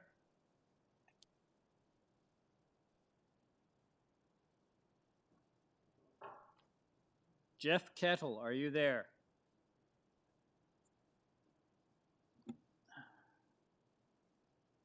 Mr. Lamb, there's a Mr. Kettle. We're trying to get a hold of him. He's not responding. There was some problem with his phone. Do you want to? Yeah, why don't we see if the members have any questions of the applicant, and we'll come back and see if Jeff can maybe call back. If Jeff, if you're listening, if you want to hang up and try logging in again, we'll circle back to you. Okay, thank you. We'll go back to Mr. Behesht. Are you there? Mr. Behesht, are you there? Unmuted. Yes, I am, Mr. Chair. I was just unmuted. Yes, sir. You've heard the comments from the previous speakers. There's still one left we're trying to get a hold of, but if you could respond to the comments that you've already heard. Yes, of course, Mr. Chair. Thank you. And if I could please see slide number 5 of the presentation package again. We can see a map of Leaside with a limited number of applications highlighted, but the marks in red are developments with an increased FSI. An average FSI for those in a 0.6 required zone, such as ours, of between 0.69 and 0.7 FSI as the average. And when the committee staff has time to put slide number 6 on board, we can see houses in blue, which have developments approved for an average height of 8.85 meters. So in comparison to the developments in Leaside, we are well below the average for FSI, and again, below the average for height. But let's take a look at a smaller scale. If I can please see slide number 7, and if we can zoom out to show the complete slide, we would see 3 brand new developments on the street of the subject property, all approved for a combination of mix of FSI, building height, side yard setbacks, and building length. 121 Divadale hasn't requested side yard setbacks because the other side of Divadale has a 3-foot side yard setback as of right, while lot sizes remain the same size. And if I can now please see slide number 8, we can see these homes in better detail. Now, our neighbors have objected to our proposal, notably to its height, and have pointed to these new homes on the street as examples that we should follow. One neighbor has said, quote, that the newer residences in the area recently built are substantial, but in keeping with the bylaws. Another neighbor at 130 Divadale has said, quote, there are a number of beautiful homes on Divadale that have been newly built within the height allowance and have included a garage without the need for an additional variance. Mr. Chair, each one of these homes you see has a building height of exactly 8.8 meters, exactly the same as our proposal. And regarding side yards, 121 Divadale has 3-foot side yards on either side. 122 Divadale has 3-foot side yards for its building and a 2-foot side yard for its garage, exactly as we have proposed. And 134 Divadale has 3-foot and 2-foot side yards for the entirety of the building. In fact, 134 Divadale, the closest development just 2 houses west of our proposal, has a height of 8.81 meters, an FSI of 0.64, a building length of 17.98 meters for the entirety of the building, side yards of 3-foot and 2-foot for the entirety of the building, and a lot coverage of 35.4%, higher than our proposal, all approved at the Committee of Adjustment. And if I could please see slide number 11, one of the most adhered to factors of the Leaside Preservation Guidelines is the number of steps it takes to reach the first floor of the home. Our proposal has 5 steps to the first floor. One of the neighbors who is objecting to our proposal at 117 Divadale has 9 steps to reach their first floor. Another neighbor who is objecting to our proposal at 298 Laird Drive, whose corner lot also fronts onto Divadale, also rebuilt their home and says, quote, we made every effort to observe local heritage guidelines to keep the building in scale with neighboring homes. Mr. Chair, that home has an FSI of 0.72 and a lot coverage of 38%, along with side yards of 3 feet and 2 feet for the entirety of their building, and they are opposing our proposal. Now, if I could please see slide number 12, Our next door neighbor has raised issues of concern for potential water drainage issues and have said that their land is noticeably lower than ours. This is a topographical survey which shows that the entire properties are completely at the same level. And in fact, at the front, our property is slightly lower. And if I can please see slide number 13, when it comes to the footprint versus the green space to allow for water absorption, our neighbor's home consists of 4 distinct buildings: the main home, a covered patio, a large rear garage with a long asphalt driveway, and a shed at the rear. These can be seen in blue compared to our proposal in red. Beside the garage, the neighbor also has a hard surface patio, and the green space is limited to a tiny portion at the rear of the property. When you compare their total building length, existing lot coverage, and hard surfaces, which almost entirely cover the lot, if anyone is to be worried of water runoff, it should be us, Mr. Chair. And if I can now please see slide number 14, I'd like to compare the proposal to other developments in Leaside. Now, the neighbors have said that our design for the proposal is our go-to design and that all of our buildings look the same.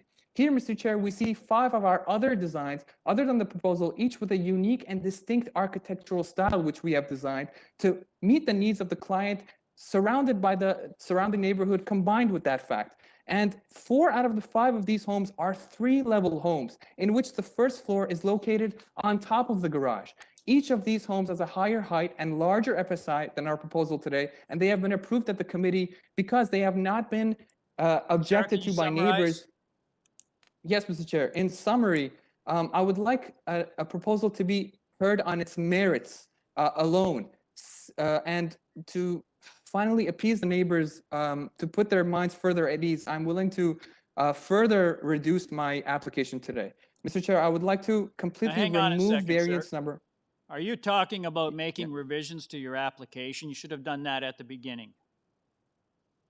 Yeah, Mr. Chair, I've heard the. Because we're not dealing with your.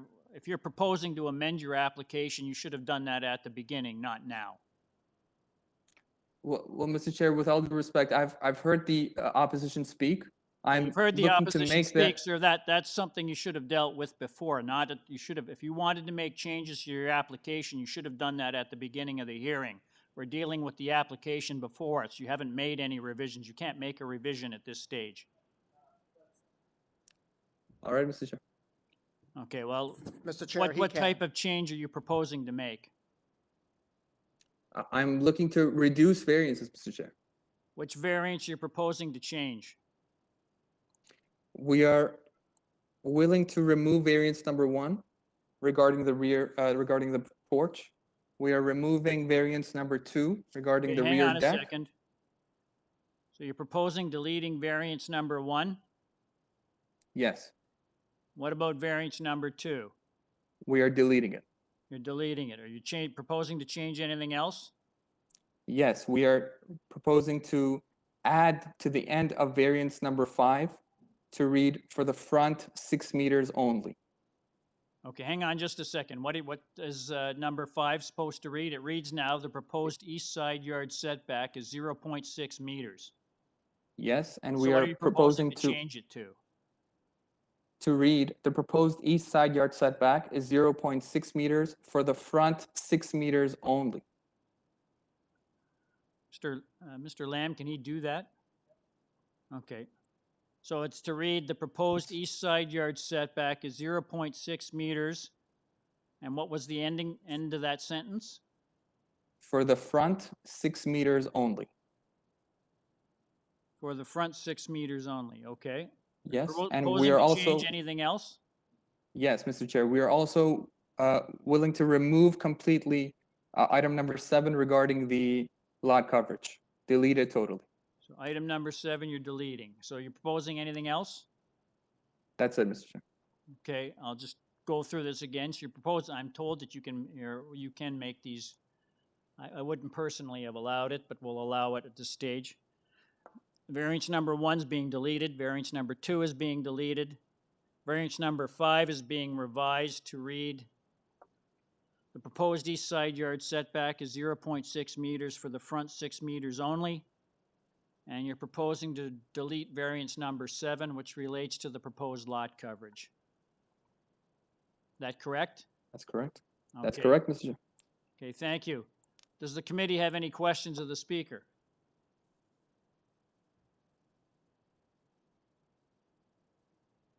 There being none, we have one person we were not able to get a hold of. I'll try him one more time. Jeff Kettle, are you there?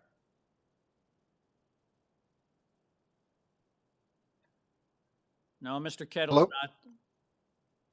Mr. Kettle, Mr. Kettle, are you there? Hello? Yes, hello? Hello? Mr. Cattell, could you please stop muting your microphone? We have control of that. Please go ahead. Hello? Are you hearing me? Yes, Mr. Kettle, we can hear you. Okay, I have no idea why we're having those problems. I know people have had problems in the past. So, I'm co-president of the Leaside Property Owners Association. That formerly, sorry, that's the old name. Now inclusive, and it's now the Leaside Residents Association. And we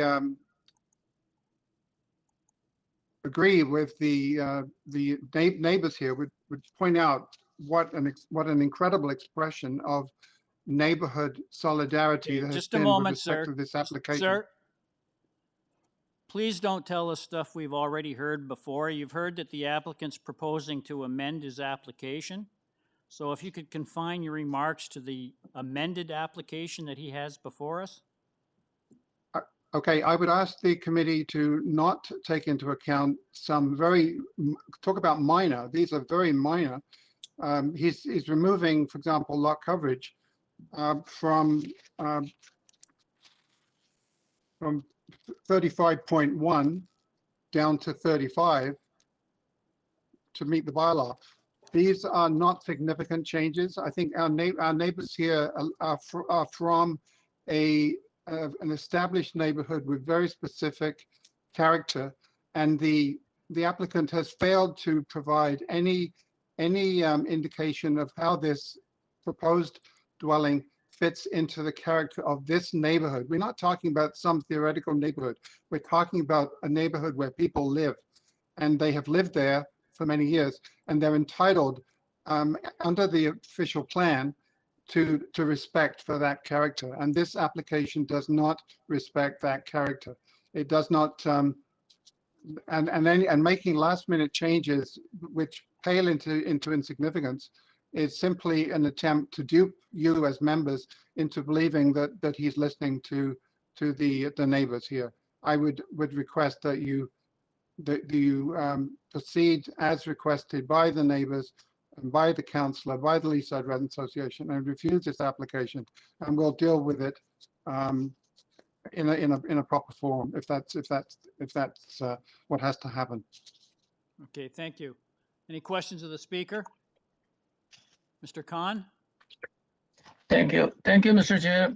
Mr. Kettle, could you kindly enlighten the committee what is acceptable to you and what is minimum?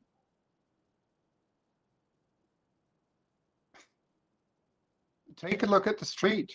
Take a look at the immediate context of the neighborhood. Sir, we don't have to look at the street. We have to look at the bylaws.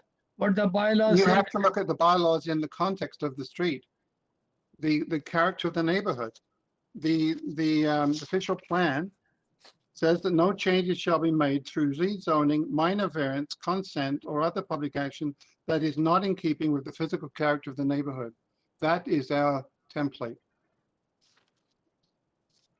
Okay, thank you. Thank you. Mr. Behesht, are you there? Yes, Mr. Chair. I'll give you the opportunity to respond to the last speaker, but confine your remarks specifically to what he has said. Well, specifically to what Mr. Cattell has said, if the variances that we just removed were extremely minor and could be ignored altogether, then why has Mr. Cattell himself referenced them in his objection letter, as well as many of the neighbors who have pointed directly to some of those variances, especially the front porch? Mr. Cattell said that the Leaside, we're talking about a community, not a theoretical community. I have no idea what is meant by that. Mr. Chair, I put forth a map of the community of Leaside in front of you to see. I don't understand what is meant by being theoretical in nature.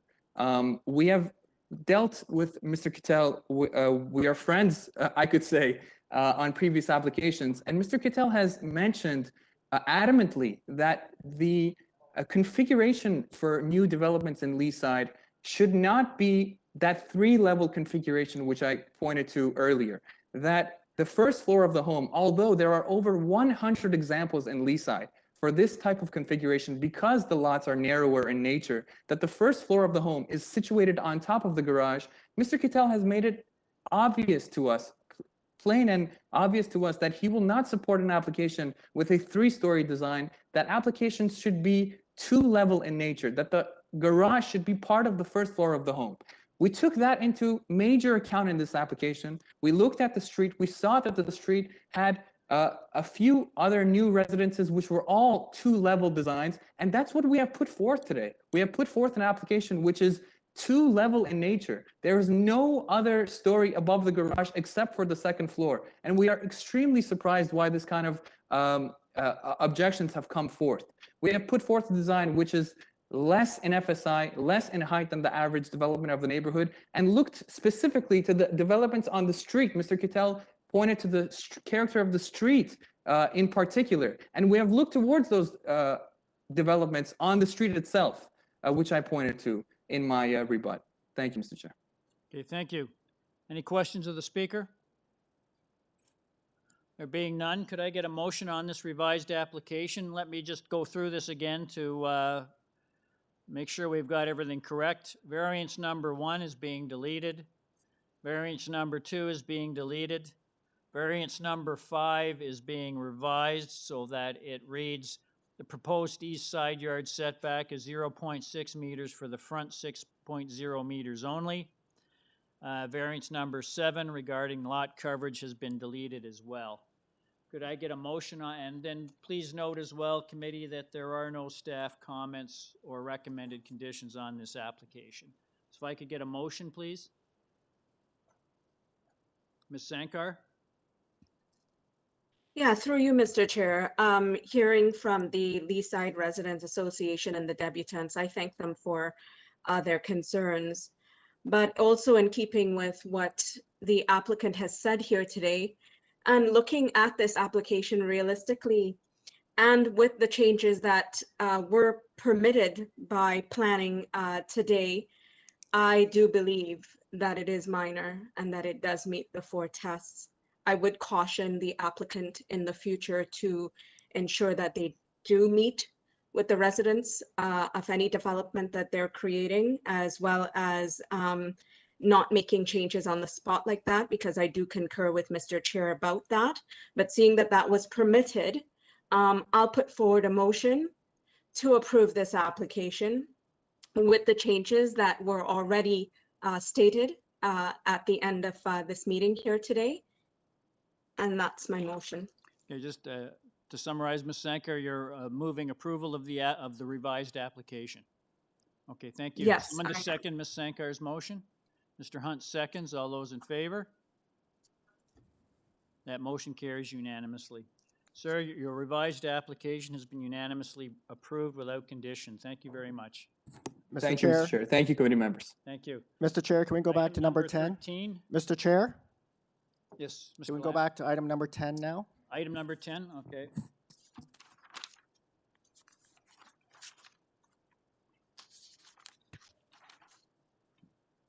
Item number 10 is 27 Pennwood Crescent. I have, just a moment here.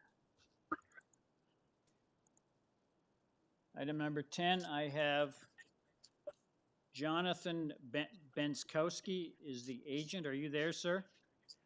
I'm here, sir. Yes, thank you, sir. I have 8 people registered to speak on this application.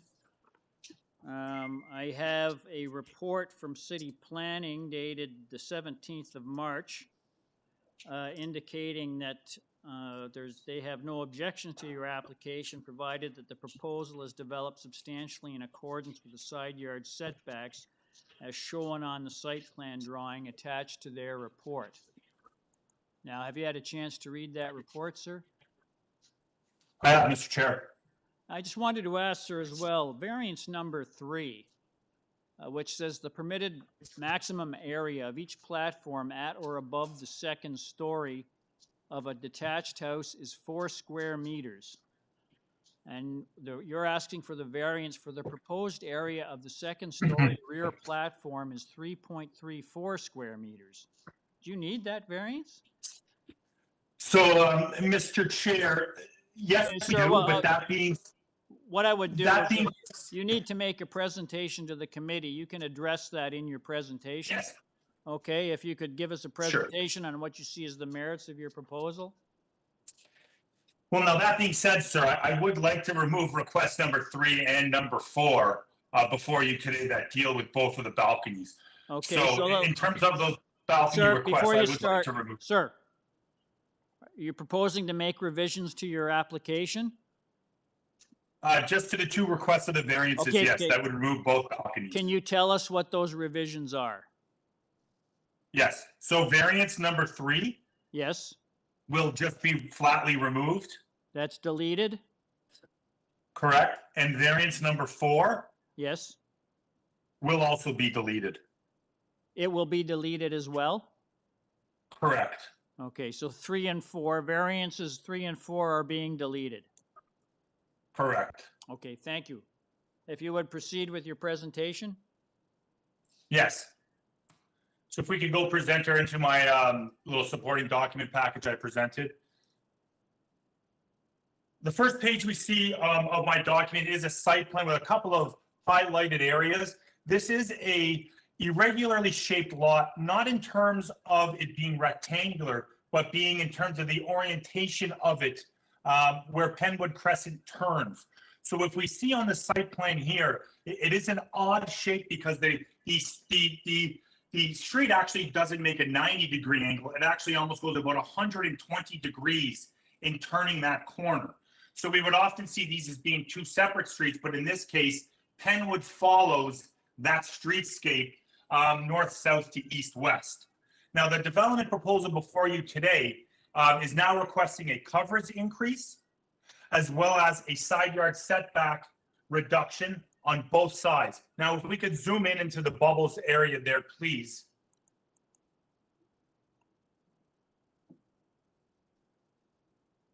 The north side yard setback that is requested is not for a flat portion of the dwelling.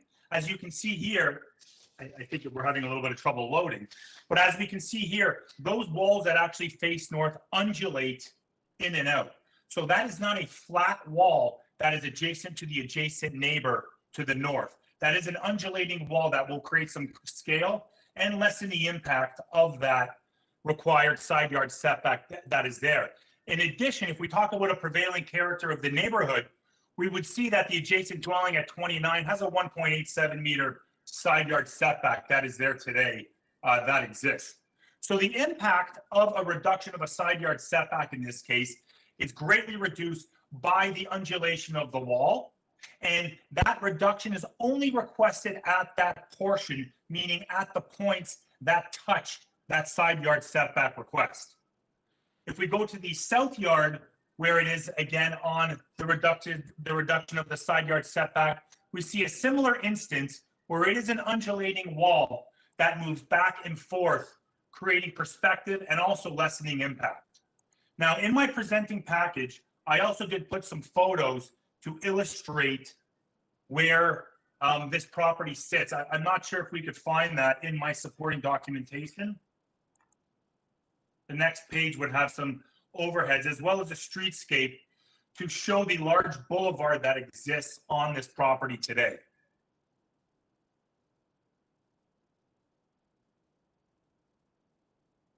Doesn't look like we're going to get there. So if we see where we have the sidewalk labeled with the large trees, this does create a significant setback. There we go. We already can see here, well, here it really illustrates the undulating street that moves away from you, creating a unique site and a unique situation. The setbacks that are proposed to you before you today are a very generous 1.83 as well as 1.87 meter side yard setback. And if we look at the purpose and intent of the zoning bylaw, it really is to allow for an appropriate spatial separation between the dwellings that are there. So on the southern portion, which would be the boulevard, we don't have an existing dwelling that is there. And again, that is only at the front portion where it is being reduced. If we were to go back to the north portion, this proposed side yard setback matches what is there to the north property that exists there today. So this is not an introduction of an inappropriate building form or a side yard setback condition that already isn't seen in the neighborhood itself. Quickly to go to the height request before you is only under the old 7625 North York, which is measured from the center line. The actual 569/2013 zoning bylaw permits an 11.5 meter height of a dwelling. In addition, it actually does permit a 3-story dwelling. That being said, this is not a 3-story dwelling that is proposed before you today. This is a 2-story dwelling that is proposed at 11 meters under 569/2013, which is 0.5 meters below the permitted height. In terms of the coverage is a very modest 1.93% increase. What I would say to that is, again, that introduction of a built form on the north side yard setback is one that exists already on the properties around this neighborhood. And in addition, this isn't a side yard to side yard condition that we often get with side yard setbacks requests. This is actually a side yard. Sir, can you summarize, please? Yes, correct. There is ample space located to the rear yard setback to the houses to the west, being 10.77 meters. Thank you. Any questions of the speaker? Mr. Hunt?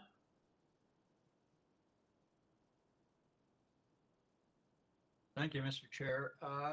I'm looking at the overhead photo just below the diagram you were referring to, and I see there's extensive tree growth on 27 Pennwood. How many of those existing trees will require removal in terms of your new development proposal? There are 3 private trees that are proposed to be removed. If we were to go back to the site plan, it is illustrated on the site plan where those are to be removed. Those are proposed to be removed only along the southern portion where the driveway is. And if we were to zoom in, we would see the 3 trees that are proposed to be removed there. The rest of them are proposed to be retained.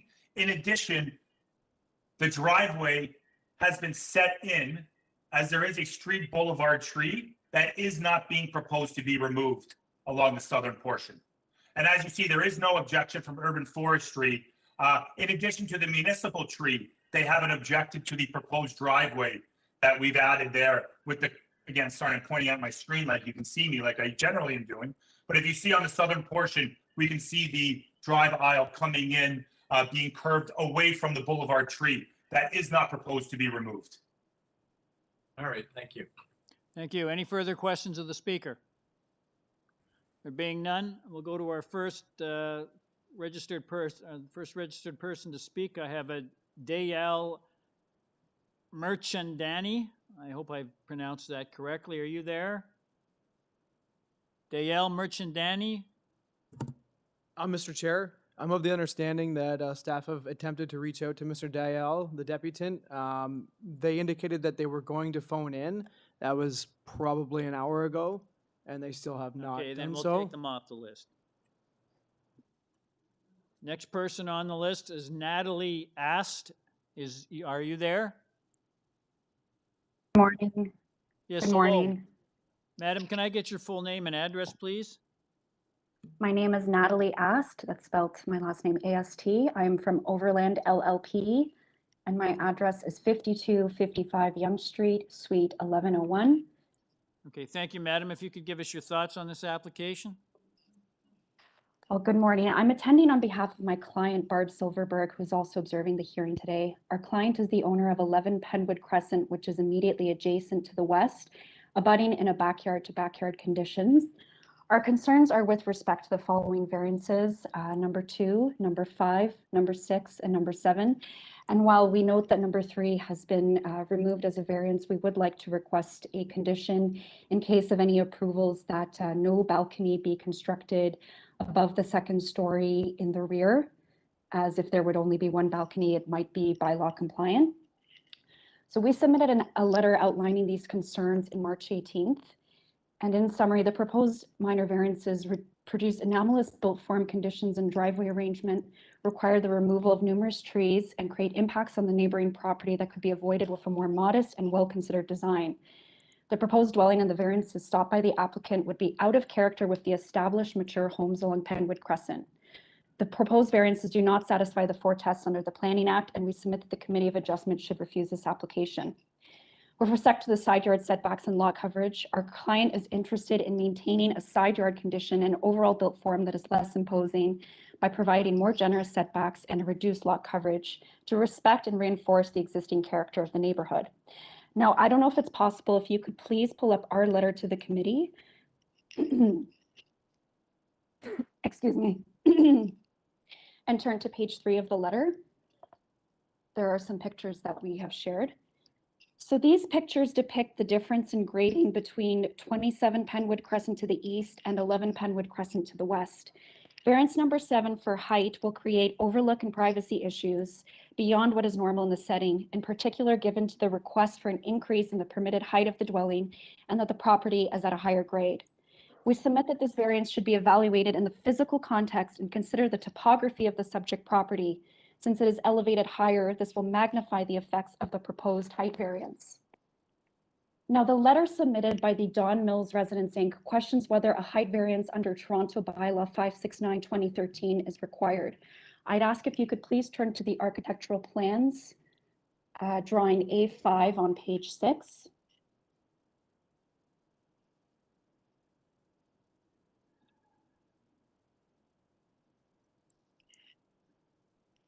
Thank you. Now, it appears as though the applicant has molded or shaped the roof to be less than 50% flat by an extremely small margin of 0.34%, or approximately 12.5 square feet, in order to fall under the height map for the area, which would allow 11.5 meters in height, as opposed to being held to the standard of 9.5 meters if the roof was over 50% flat per exception RD 70. Now, in assessing the totality of the application, the general intent and purpose of the zoning bylaw must be considered, which is clearly to prevent substantially flat roof buildings from taking advantage of a full numerical height permission. The applicant is ultimately proposing a built form that is very tall due to the higher elevation, the appearance of a flat roof, and that the proposal still requires a height variance under North York Bylaw 7625. Now, this height variance might seem numerically minor. The degree of impact should also be considered, and it would be helpful to review a side elevation depicting the relationship between the two properties due to the proximity and grading differentials. Now, our client also objects to the configuration of the driveway on the south flanking yard. This is an anomaly in the surrounding neighborhood and would lead to a built form that is out of character. Our client has concerns about noise and the relationship between the proposed driveway access and the enjoyment of her outdoor recreation space in her backyard. Traffic and sightline issues may also arise due to the proposed driveway being located after a sharp bend to the east, and cars often park along this stretch to access Winfields Park. The site plan also notes in the proposed driveway trees number 11 and 12 are to be removed, and the removal of any trees detracts from the established character of the neighborhood, and any reduction in the tree canopy should be mitigated. In summary, the proposed dwelling is a departure from the other homes in the surrounding neighborhood. Madam, can you summarize? For sure, that's no problem. Though the variances might be numerically small, they have to be assessed in their totality and meet the general intent and purpose of the zoning bylaw. And the official plan requires that new development respect and reinforce the existing physical character. The proposed development do not satisfy the general intent and purpose of the official plan, the zoning bylaw. They are not minor as they give rise to adverse impacts on the neighboring property and the surrounding neighborhood. They are also not desirable nor appropriate for the development of the subject property. Thank you. Thank you. Any questions of the speaker? There being Mr. Khan. Thank you. Madam asked, my question is that staff has reviewed this application and applicant has deleted item variance number 3 and 4. And staff has the opportunity of looking at this, and they are quite expert and knowledgeable on the application. Now, there is also a thing, tolerance allowance, in which they do exceed little bit more than the allowable bylaws. So, madam, do you consider that this one is too much? I would say that these variances are not minor when you consider the context of how they affect the neighboring property as well as the surrounding neighborhood. In particular with height, as I explained, there is a higher grade difference there, which is viewable through those photos. We don't have a topographical survey. It would also be worth turning to architectural plan A4, which shows the roof. And there's a notation on that plan that says the roof area with the slope lesser than 3/12 is 1,862.85 square feet. So it's 49.66% per the new bylaw. As I explained in my submissions, that's a difference of 0.34% before triggering a height variance under exception RD70, where the proposed built form would be held to a standard of 9.5 meters in height. This is such a close difference, and while they have been able to fall under the height map at 11.5 meters, this is very close, and we're only relying on the architectural plans before us in PDF format. And we submit that the height variance, even under 7625, does show that this property needs to be evaluated in the context of the neighborhood, and zoning bylaws are meant to be assessed in the totality of what they represent and reinforce those physical characteristics and property-to-property relationships. Okay, thank you, madam. Any further questions of the speaker? Being none, I'll move to the next person on the list. I have a Harry Silverberg. Are you there? Mr. Chair, I've spoken to Mr. Silverberg and his wife, and they just want to watch today's proceedings. Okay, thank you. So we'll take him off the list. Next person on the list is Courage Rahimi Alahara. I've obviously pronounced that incorrect. Are you there? Mr. Chair, I've tried to call Courage a number of times, and I've sent a text as well, but I have not heard back. I've sent the WebEx login information, but we have not heard back yet. Okay, I'll take him off the list. Our next person is Lancy Wan. Are you there? I'm here. Hello? Hi, can you hear me? Yes, can I get your full name and address, please, madam? Sure, it's Lancy Wan. My address is 9 Pennwood Crescent. Okay, thank you. If you'd like to give us your thoughts on this application, and if you could, please don't repeat material that we've already heard. Okay, so then I think my comments will be brief.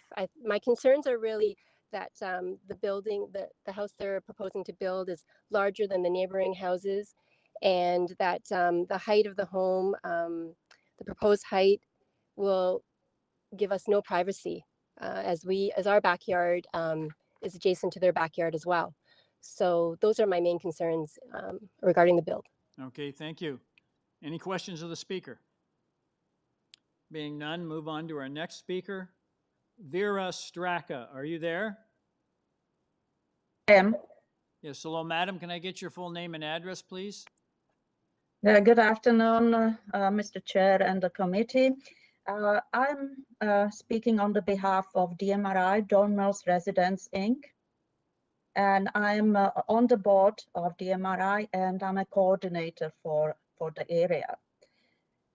My address is 26, I live in the neighborhood. My address is 26 Alderbrook Drive, ALDERBROK Drive.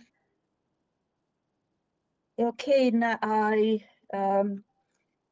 would like to not go into details of some of the issues which were mentioned on the behalf of the owner of 11 Pennwood, but I just would like to reinforce that variances on piece of paper, they look minor variances.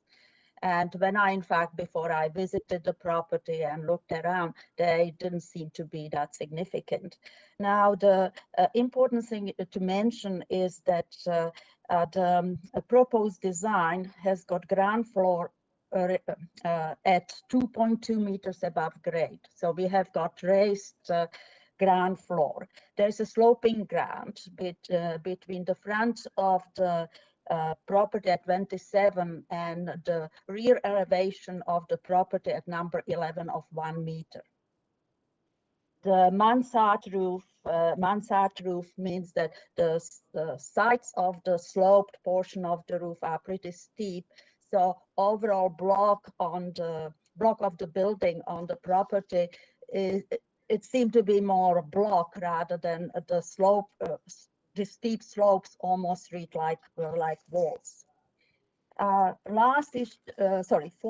fourth item which I would like to mention is that there are a lot of trees on the property, and I didn't see the forestry report, and which would be helpful.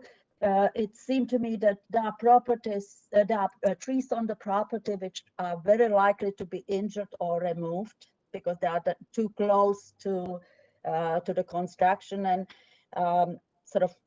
I think we identified there may be up to 7 trees removed. And the concern is the driveway. Further, if the tree is kept there, it's even more difficult to get out of that driveway, and we having cars which are going around the very sharp bend. So putting all these together, it seemed to me that we have got larger coverage, we have got smaller setbacks, and we have got the height issue.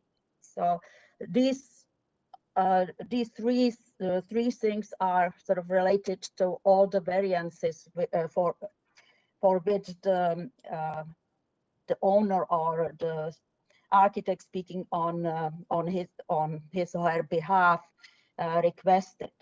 So there are so the variances, I think all these variances could have been avoided if there was a consultation between the architect and the neighborhood. It would be very helpful if the neighborhood sees the picture of the new development in context of the surrounding street. Those are the issues which are directly related to the design, to the application. But what is very important to consider is also significant issues which are not covered by the variances, and they have got significant impact on the neighbors and neighborhood. For example, there is large 7.3 meter square deck proposed for the rear property, which is now 3.15 meters above the elevation at the rear of the property on number 11. So we have got this huge deck which is overlooking number 11, number 9. Second issue is the forestry I mentioned. We identified the 7 trees, and we would like to sort of see that there is a forestry report. Then location of the driveway, again, the access from that sharp bend. Madam, can you summarize? Winfields Park. Yes, well, we would like to oppose the application as it is at the moment, and we would encourage that there is a consultation with the neighborhood which would address the issues which the neighborhood has. Thank you. Thank you very much. Does the committee have any questions of the speaker? None, thank you. We'll move on to our last speaker. I have a Harold Wolf. Are you there? Yes, I am. Yes, Mr. Wolf, can I get your full name and address, please? Harold J. Wolf, 8 Pennwood Crescent.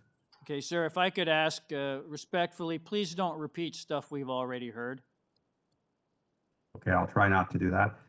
I've lived in this neighborhood since 1972, and all of the houses that are on the street were built in the late 60s and in the 1970s. New houses have been built recently on Sandfield, just south of York Mills, which are similar in style to the house that is being proposed here. And that will change the character of the street, which is really a crescent off Sandfield. The main thing I'd like to talk about is to talk about the location of the garage and the driveway proposed, which will result in potential unsafe conditions. Cars regularly park on Pennwood at all times of the day, so people can use the entrance to the park located south of the south boundary of 27 Pennwood. Such use of the street for parking will likely increase, since with COVID, the use of our park has substantially increased, and that increase will likely continue over time since people have found out about the existence of this lovely park that we have. Parking spaces on the street there reduce the available width of Pennwood. A car backing out of the proposed driveway could cause an accident, especially considering that that part of Pennwood is very close to two curves in the street and that cars often speed as they round corners there.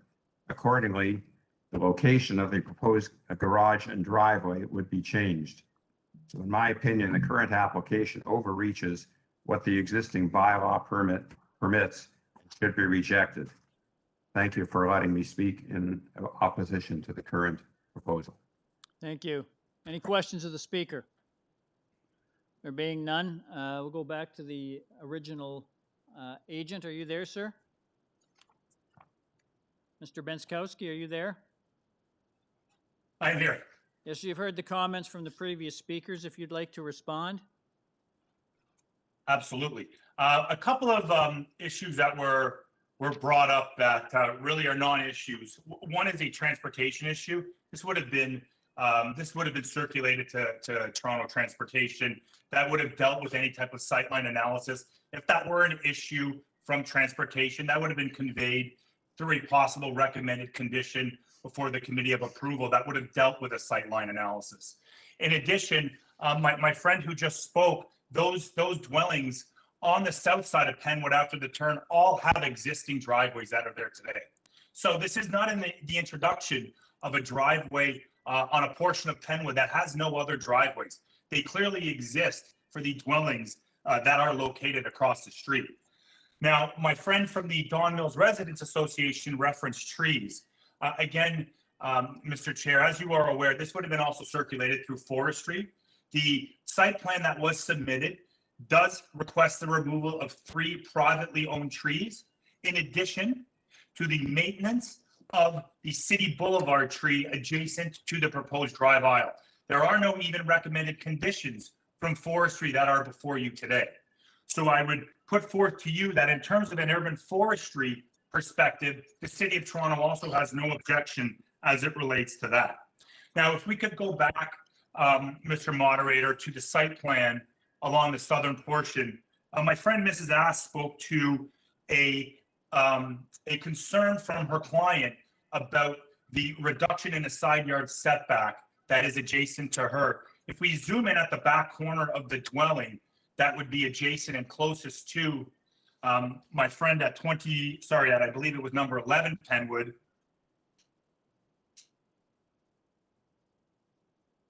Well, I can tell you that the dotted line overlay you see there is the required side yard setback.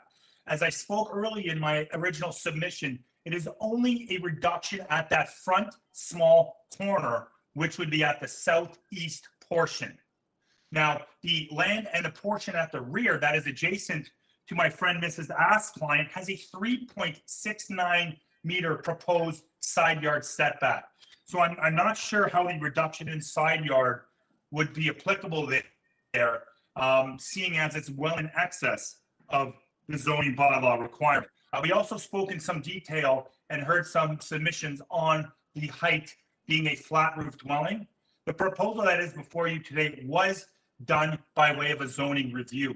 This is not being put forth by a zoning waiver that is before you today. City of Toronto Building Department has received and has evaluated the proposal that is before you today. It is not a flat roof dwelling.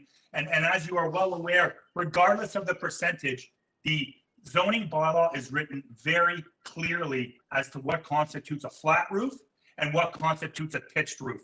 This has been evaluated by the building department and is clearly a pitched roof dwelling. Lastly, I would just like to quickly go over the variances that are before you today and the modest nature of these variances. Variance 1 is dealing with a front stair that is encroaching into the front yard setback. That being said, as we all know, there are now front as well as side yard landscaping requirements under 569/2013, with this request for the increased width of the stairs, there is still no request for a landscaping variance at the front. The variance request for a coverage that is before you today is for a modest 1.93%. And I think it was important when we illustrated on the site plan before with the dotted line, which portions of the dwelling are encroaching into that side yard setback. There are very minimal portions that encroach into the side yard setbacks merely because it is not a continuous flat roof wall that can, sorry, not a flat plane that continues along the side walls. The buildings do come in and out. Now, in terms of the height permission, as mentioned previously, the implementation. Sir, can you of summarize? I will very quickly summarize. The OP is implemented through the zoning bylaw. Conformity with the zoning bylaw suggests conformity with a neighborhood characteristic. In this case, 569/2013 authorizes an 11.5 meter height, as well as a 3-story building. If we even are Okay, just to thank look you, at sir. this- Thank you. Okay. Any questions of the speaker?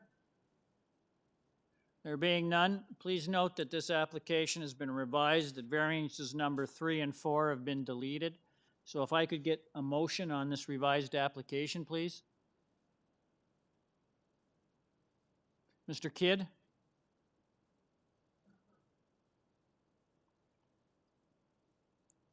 Mr. Kidd, we're not Listening. hearing you. You hear me now? Yes. Thank you, Mr. Chair. Listening to the neighbors, I understand this is a contentious application. However, reading the city staff planning report and listening to the comments from the agent, I do feel that the requested variances are modest and meet the intent of the zoning bylaws.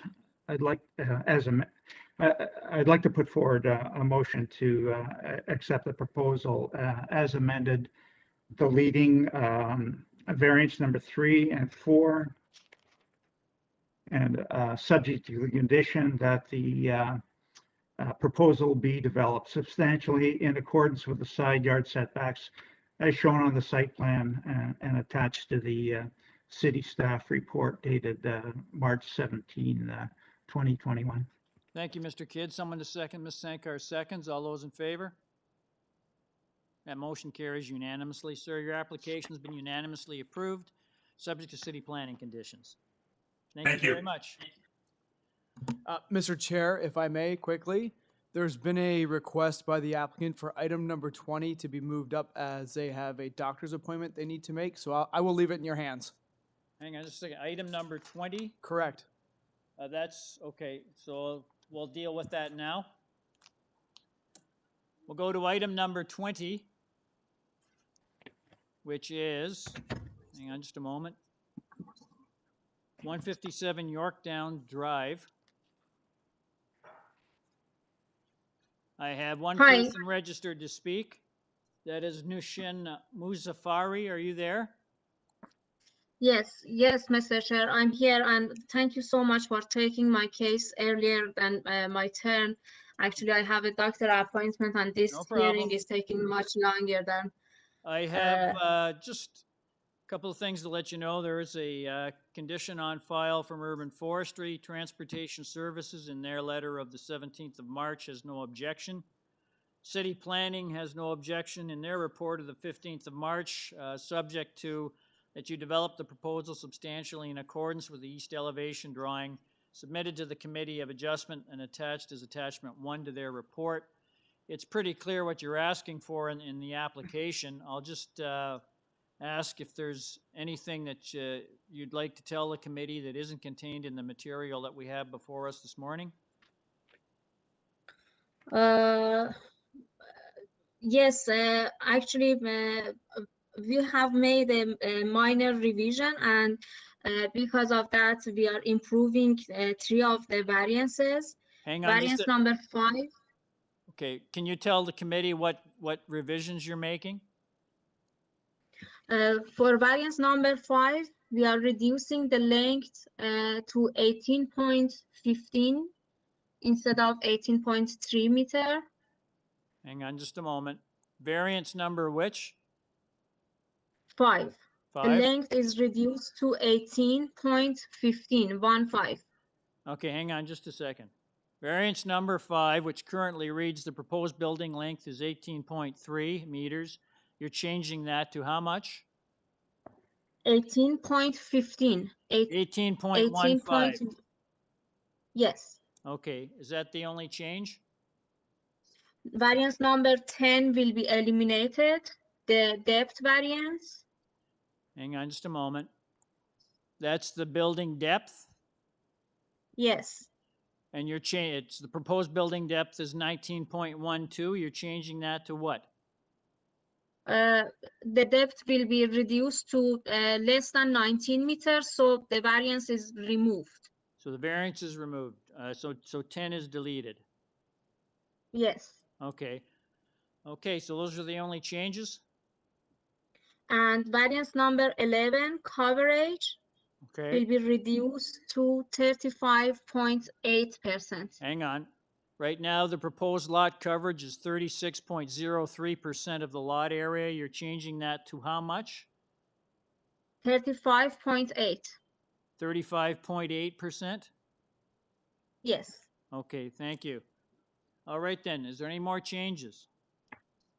No. Okay, thank you. Does the committee have any questions of the speaker? There being none, could I get a motion on this revised application, please? Please note that variance number 5 has been revised. It's been reduced, the building length from 18.3 meters to 18.15 meters. Variance number 10 has been deleted. Variance number 11 has been reduced from 36.03% to 35.8%. So if I could get a motion on this revised application, please. Ms. Sankar. Yes, through you, Mr. Chair, I do believe that this is minor in nature in terms of looking at this and the changes made by the applicant. Today, I do believe it meets the intent and purposes of the bylaw. So I will motion to approve this application. I'll make it subject to forestry and subject to the changes that you have already announced. And for some reason, my screen has frozen, so I can't see the staff report in terms of if it was to be done in accordance with a specific elevation. It was exactly as I read out at the beginning, Ms. Sankar. Right, so there we go, subject to that. Thank you. Someone to Thank you. second Ms. Sankar's motion. Mr. Hunt seconds. All those in favor? That motion carries unanimously. Madam, your revised application has been unanimously approved, subject to urban forestry and city planning conditions. Thank you so much. Thank you. We are now on item number, we'll go back to our agenda, item number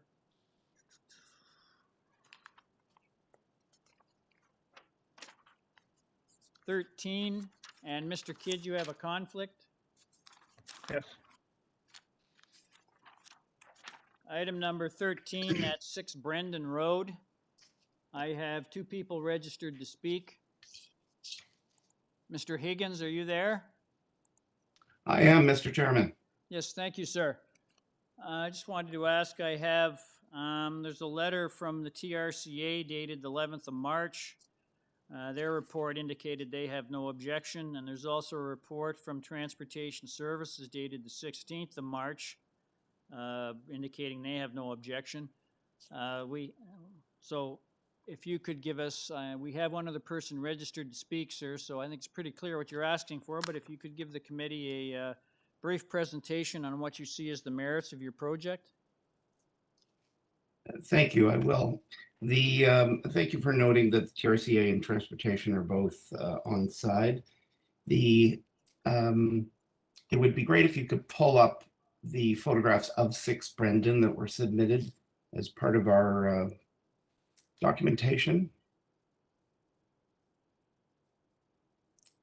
Are you frozen or can you hear me? Yes, we can hear you. Please proceed.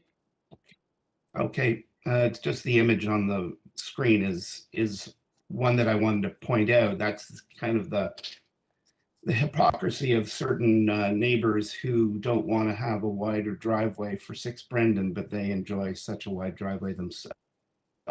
And this goes with the Save Our Bennington Association and a number of neighbors. It should be pointed out that many, if not all of the neighbors that are in opposition were also in opposition to this home being built that went through the OMB Committee of Adjustment and then the OMB in 2017.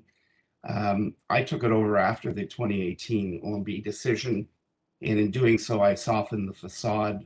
We reduced the size of the garage. We believe that we've made a house that is very complementary to the neighborhood. My clients have been using the driveway solely as a single car or in tandem, single wide driveway, and the photographs do show that. And it's noted that there are 8 neighbors in the nearby vicinity, including to the south, that are in support of the proposal. It's simply a slight driveway widening or curb cut increase. The existing curb cut is from the original house, and it's not quite centered on the new driveway.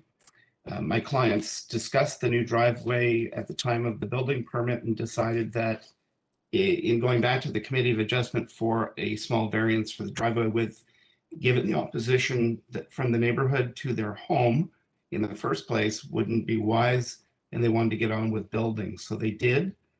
As I've stated, I think the house fits very nicely into the neighborhood. They're asking for essentially what would be the width of one of those 2 walkways in variance to the allowable. As I noted, neighbors are always, in reading their opposition, they're referring to the 2-car garage and the 2-car driveway. The driveway itself was not part of the OMB decision in any way. It was only the size of the garage, which has been respected. A lot of the neighbors talk about the ravine land and work that's been done in the backyard. That was all done with the TRCA's permission. It's a very small and simple patio that replaced an existing patio that was crumbling and that was further affected by the construction of the house. We think that what is before you is very, very reasonable. The photograph there shows that the client has put down a few boards because the curb cut is the existing, as I said earlier, existing curb cut from the old house, and they wanted to be able to go onto their driveway without bottoming out their car. Neighbors have commented on that. You can see here, they're parking as they should, using the 2 sides as walkways. There are no hard or soft landscaping variances. You alluded to earlier that transportation has no problem with this. I think personally, having sat through the morning session, there's been an awful lot of hubbub about many things, including this. I'd be happy to answer questions, but in the end, I think this is a very minor and very reasonable request. Okay, thank you, sir. Any questions of the speaker? Mr. Khan? Thank you, sir. Mr. Higgins, it is not the widening of the driveway which is a major concern. What is the concern that these expanded driveways become from single family to rooming houses or large families, and instead of 2-car parking becomes 5 or 6-car parking? That is a concern which you should consider, that single family is no problem, but a large family and having more cars than allowable, that is a concern. That is a concern which neighbors have, and you should consider. Thank you, Mr. Khan. If I may comment on that. This is a wonderful family. They have 3 grown children who are in their 20s. They have 3 cars. They've been parking 1 in the garage and 2 on the front. There's no basement apartment whatsoever. There's no suggestion that there would be anybody but the homeowners parking there with their children. And I should point out that it doesn't show up on the map, but Brendan Road at this point is a dead end, and the dead end accesses the K. Gardner Beltline Trail. So it's a very popular place for people to park on the road, go to the end of the drive, go to the end of Brendan and go down into the valley. And we think that this, having a slightly wider driveway that allows my clients to park fully on their driveway rather than take up parking on the street, actually does a good thing for the neighborhood, which allows parking for out of area residents who want to access the park. And you can see it there. Thank you very much. On the screen, you'll see Heath and Brendan come together, but they don't quite meet. There's a pathway between the two, and then Heath extends down into the valley, which I refer to as the Beltline Trail. And it's a very, very popular spot. So having a little bigger driveway for my clients helps them because they can never find street parking. Okay, thank you, sir. Any further questions of the speaker? Being none, I'll go to the next person on our list. I have an Ian Flett. Are you there, sir? Yes, I am. Thank you, sir. Can I get your full name and address, please? My name is Ian Flett. I'm a solicitor for the owners, 9 owners in the area, the owners of 1, 5, 7, and 9 Brendan Road, all face the subject property. And I'm also here speaking on behalf of some who are beyond the property at 8, 10, 24, 27, and number 2 Brendan Road. I also represented some of the parties in respect of the 2013 application that Mr. Higgins made reference to. The 2013 application was the subject of much consternation and negotiation within the neighborhood, and it resulted in a settlement. And the reason Mr. Higgins reduced the size of the garage was because that was a feature of the settlement, was that the garage would be reduced in size from what was proposed at the time to be a double car garage. It was expected that that those would be the variances with the condition in respect of the garage that would be approved. And Mr. Higgins himself made reference to not seeking further permissions for the width of the driveway at the time the house was constructed, notwithstanding his client's knowledge that that width was more than the bylaw allowed. It is, of course, always concerning when the committee is being asked to countenance the construction of a non-compliant feature and seek variances retrospectively. As part of the preparation for the 2013 case, we did become aware that the majority of homes with regular sized lots in Bennington Heights, and by the majority I mean 85%, have normal single car widths. And I think Mr. Khan's question is exactly the concern that is raised. I don't mean to say anything about Mr. Higgins' clients themselves, but the house can always be sold. And as you're well aware, the width of a car in North America is around 1.7, 1.8 meters wide. And the width of this driveway would permit quite a number of cars to be parked on it in a number of different scenarios. And whether that's one family that has many cars, or whether the house is eventually sold to people who will put more family members with more cars. Double driveways are rare in the area, and some of the examples that are provided with the application in your case can be distinguished. Very often they're found on lots with wider frontages, not always, but often.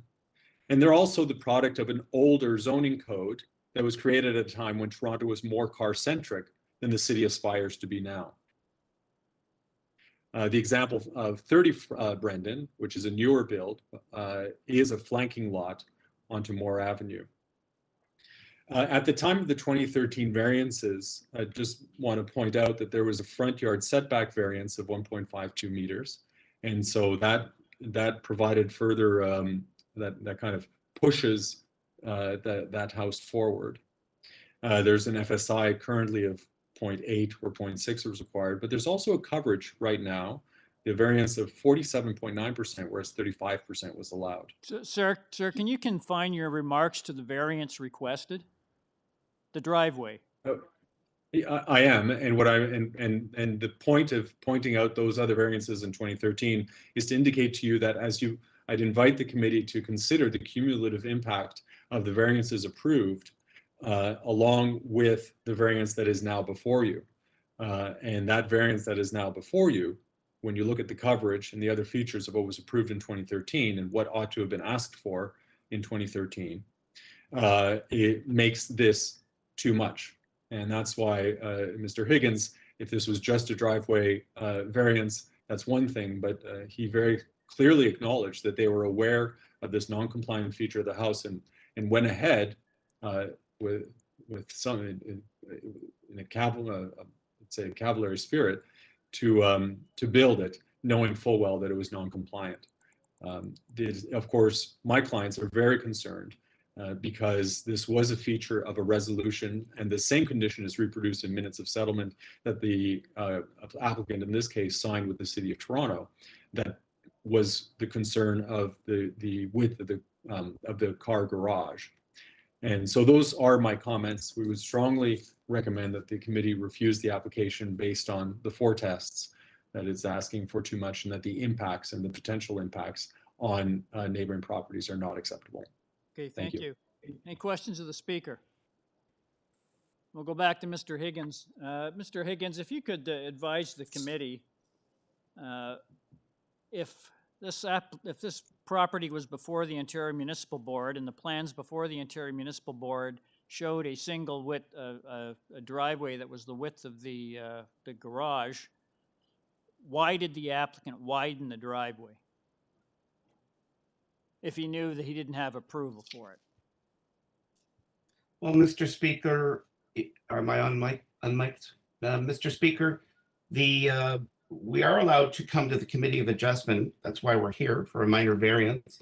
My clients have clearly not finished the driveway, so I take issue with Mr. Flett's comments that it's a fait accompli and we're asking for permission. The driveway, I alluded to earlier, the driveway itself is well within the allowable width that you're allowed for a driveway. It's the 2 walkways on either side that create the issue. My clients would like to, on occasion, when they're entertaining and there's no room on the street, that they can park a couple of cars side by side. They've never done that to date. I really do feel that with Mr. Flett representing a number of residents who are in opposition now and who were also in opposition at the OMB, that it's a little bit of a hypocrisy. There are so many wider driveways on Brendan Road and in the neighborhood, including the last photo that you saw there on Evergreen, which has 2 very large cars parked side by side with a downsloping driveway. Yes, that's an existing condition, but it is part of the neighborhood makeup. 8 Brendan Road has a 16-foot wide curb cut. So does 9 Brendan Road. 11 Brendan has a 19-foot wide curb cut. 2 Burnham is 20 feet wide. That you have that there now.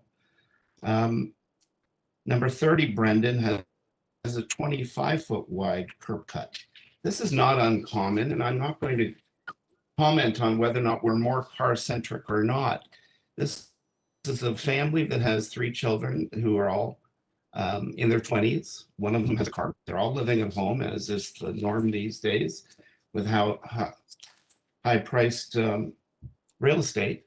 So all they're asking is that the 2 walkways on either side, which are done out of permeable material, unlike, for example, what you're seeing there on the screen at number 20, which is solid asphalt. We have a small asphalt strip with 2 permeable paved sections for walking on either side. The curb cut has to be moved anyway because the curb cut was for the old driveway, which was right up against the north property line. We have to have a 1 meter buffer between the driveway and the adjacent property line. We've done that. And so the curb cut has to be moved. And so when the curb cut is being moved, we're simply asking that it be slightly wider than it otherwise would need to be for a narrow driveway. I think the whole thing is a bit of a red herring. We have before you a beautiful house that did their landscaping well after the fact, and upon doing their landscaping, started the process by which we're here. There was a long delay because of COVID. Things got mixed up. The file is only coming forward to you now. It was originally to be heard sometime last spring, in the spring of 2020.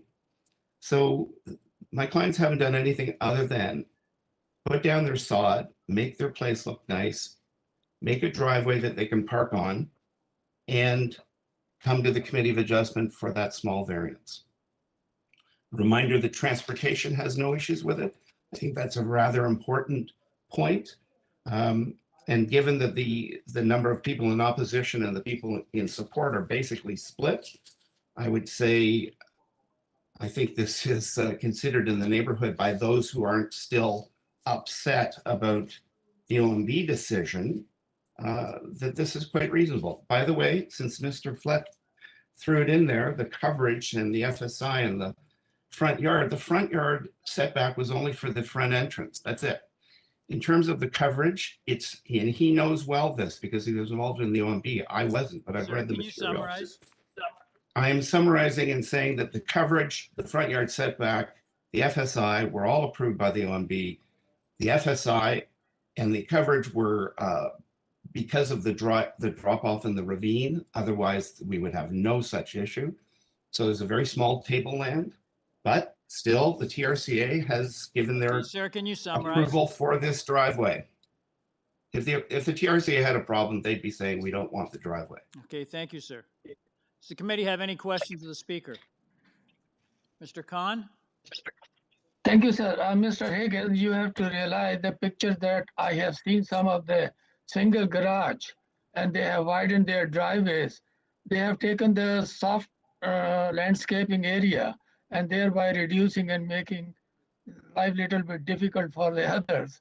So that is unacceptable when the driveways are widened and the curb cut is not met according to the law. So in that case, you have to realize that when you are expanding Mr. your Khan, driveway. do you have a question? Yes, sir. My question is that he is reducing the front soft landscaping by widening the driveway. Thank you, Mr. Khan, but you should know, as I stated earlier, that there is no soft landscaping variance before us.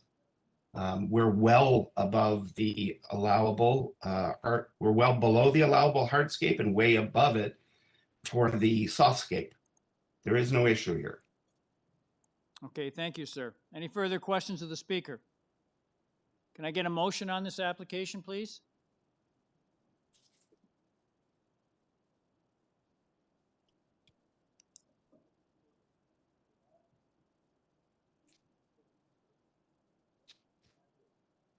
Ms. Sankar?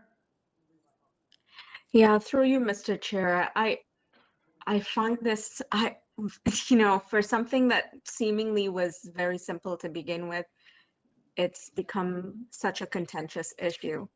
So I could only, I guess, rely on what I have before me, the fact that we've got,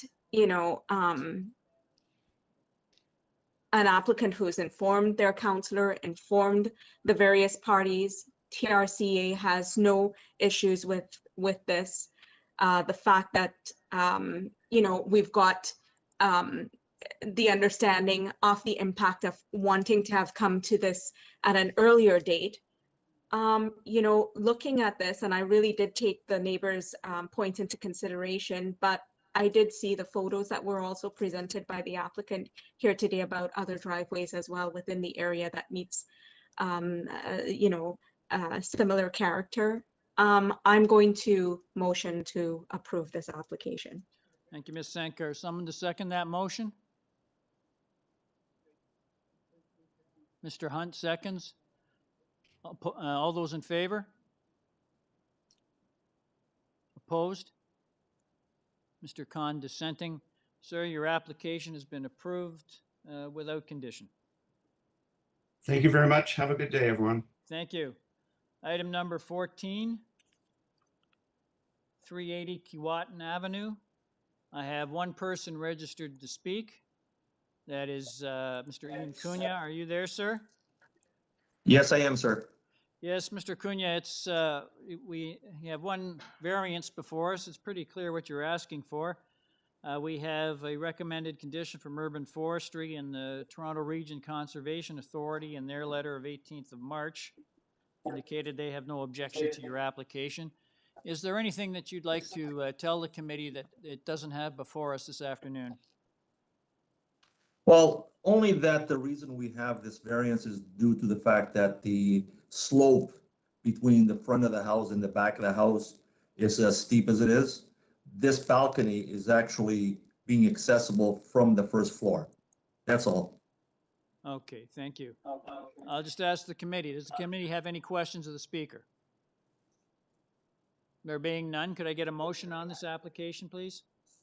Ms. Sankar?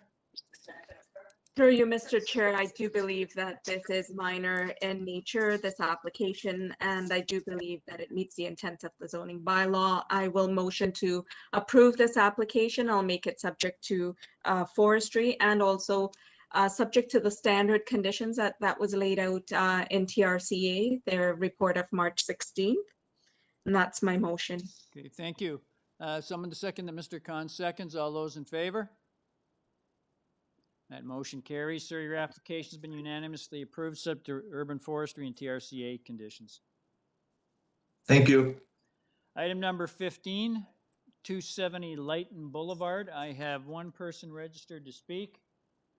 That is Babak Haji Gassami. Are you there? Yes, Mr. Chair. Yes, can I'm I here. get your full name and address, please, sir? Yes, sir. My name is Babak Kasemi. I'm the principal designer at Arc Lab Studio at 355 Eglinton Avenue West, second floor. Okay, sir, thank you. I note that there's a recommended condition from Urban Forestry. There's a report from City Planning dated the 3rd of March. They were recommending modifying variance number 11 with respect to the proposed floor space index to, I guess, modifying it from 0.69 FSI to 0.65 FSI. Have you had a chance to read that report? Yes, sir. I reviewed the reports, so I'm going to address them in my presentation, if I may. Okay, now, would you like to make that amendment to variance There's number no, 11? there's no, Or would you like there's no changes to the application. You'd like to keep it at 0.69? Yes, please. Okay, so we have no one else registered to speak, so I'll just ask the committee, is there anything, sir, that you'd like to add that the committee doesn't have before us? It's pretty clear what you're asking for in the application. Yes, I'm just going to go through the list of minor variances quickly. I sent a presentation to the committee, if I can have it on the screen. It basically shows the impact of the variances on our proposal. In terms of variance number 1, we are asking for a 98 centimeter of building variance for building length. That's highlighted in red. That variance does not extend for the full width of the proposal. In terms of the front yard setback, variance number 2, we basically, in order to maximize the outdoor space in our backyard, we align the dwelling with our neighbor to the east side. Therefore, we have a variance of 20 of front yard setback, which is highlighted in pink. And also we have like very minor variances for the side yard setback. All those the variances for the height as well, they are highlighted on the elevations as well. In terms of height, I think there was a miscalculation from the zoning examiner, because our building height shows overall 10 meters, should have been complied with the zoning bylaw, but I don't know how he's calculating his numbers. In regards to forestry report. We are aware of the report. We're going to be working with forestry. We're going to, in order to satisfy all their recommendations. This is a very wide lot. There's a lot of room in the front yard. The trees on site are not affected by the overall proposal. In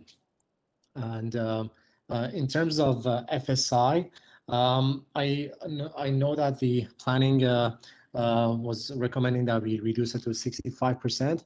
The reason being our proposal to be at 69, the homeowner, they have like two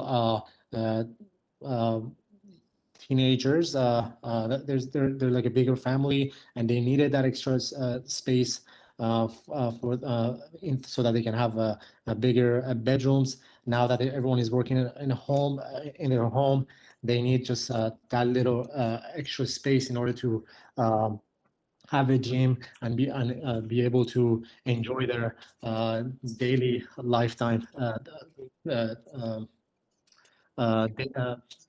daily life within their home.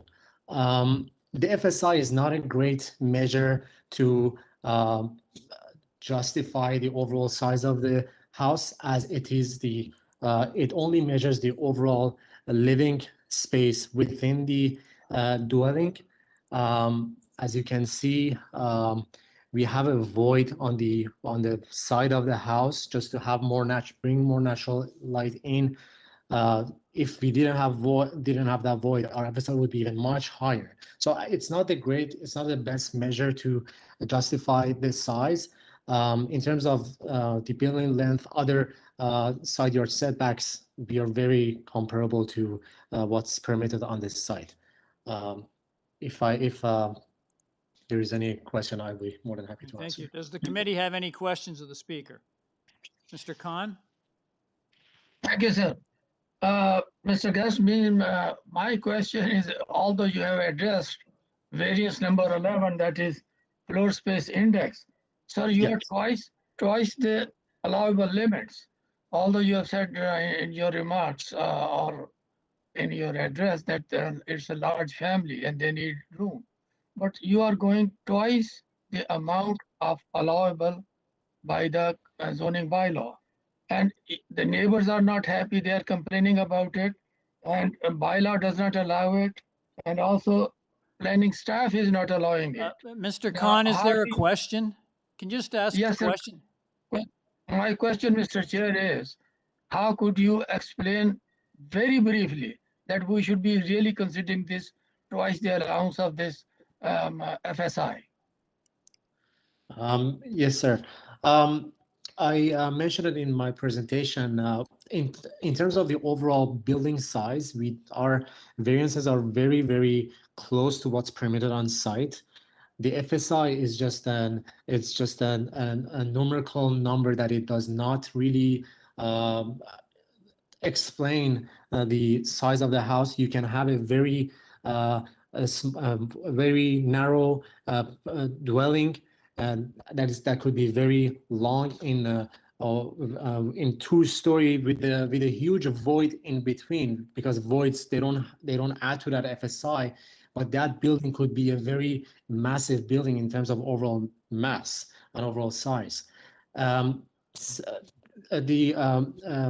FSI, the FSI number that has been widely approved in the area, it's has been between 65 to 70%. I also sent to the committee one of the neighbors that actually got the very similar approval, 69%. So I don't think we are we're asking for too much, but I'll leave it up to the panel to decide. Okay, thank you. Any further questions of the speaker? There being none, could I get a motion on this application, please?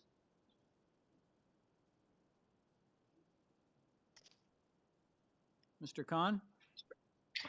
Mr. Chair, I consider variance number 11 exceeding the zoning bylaws, and therefore it is unacceptable and is not according to the test of the official plan. So therefore, I move that this application be refused. So, Mr. Khan, your motion is that the application be refused? My variance 11. Oh, variance 11. Okay, so we have a motion for Mr. Khan to refuse variance number 11 with respect to the floor space index, but approve the remainder. Can I get someone to second that motion? Ms. Sankar seconds. All those in favor? That's a tie vote. I can't support that motion. Can I get another motion, please? Mr. Chair, can I,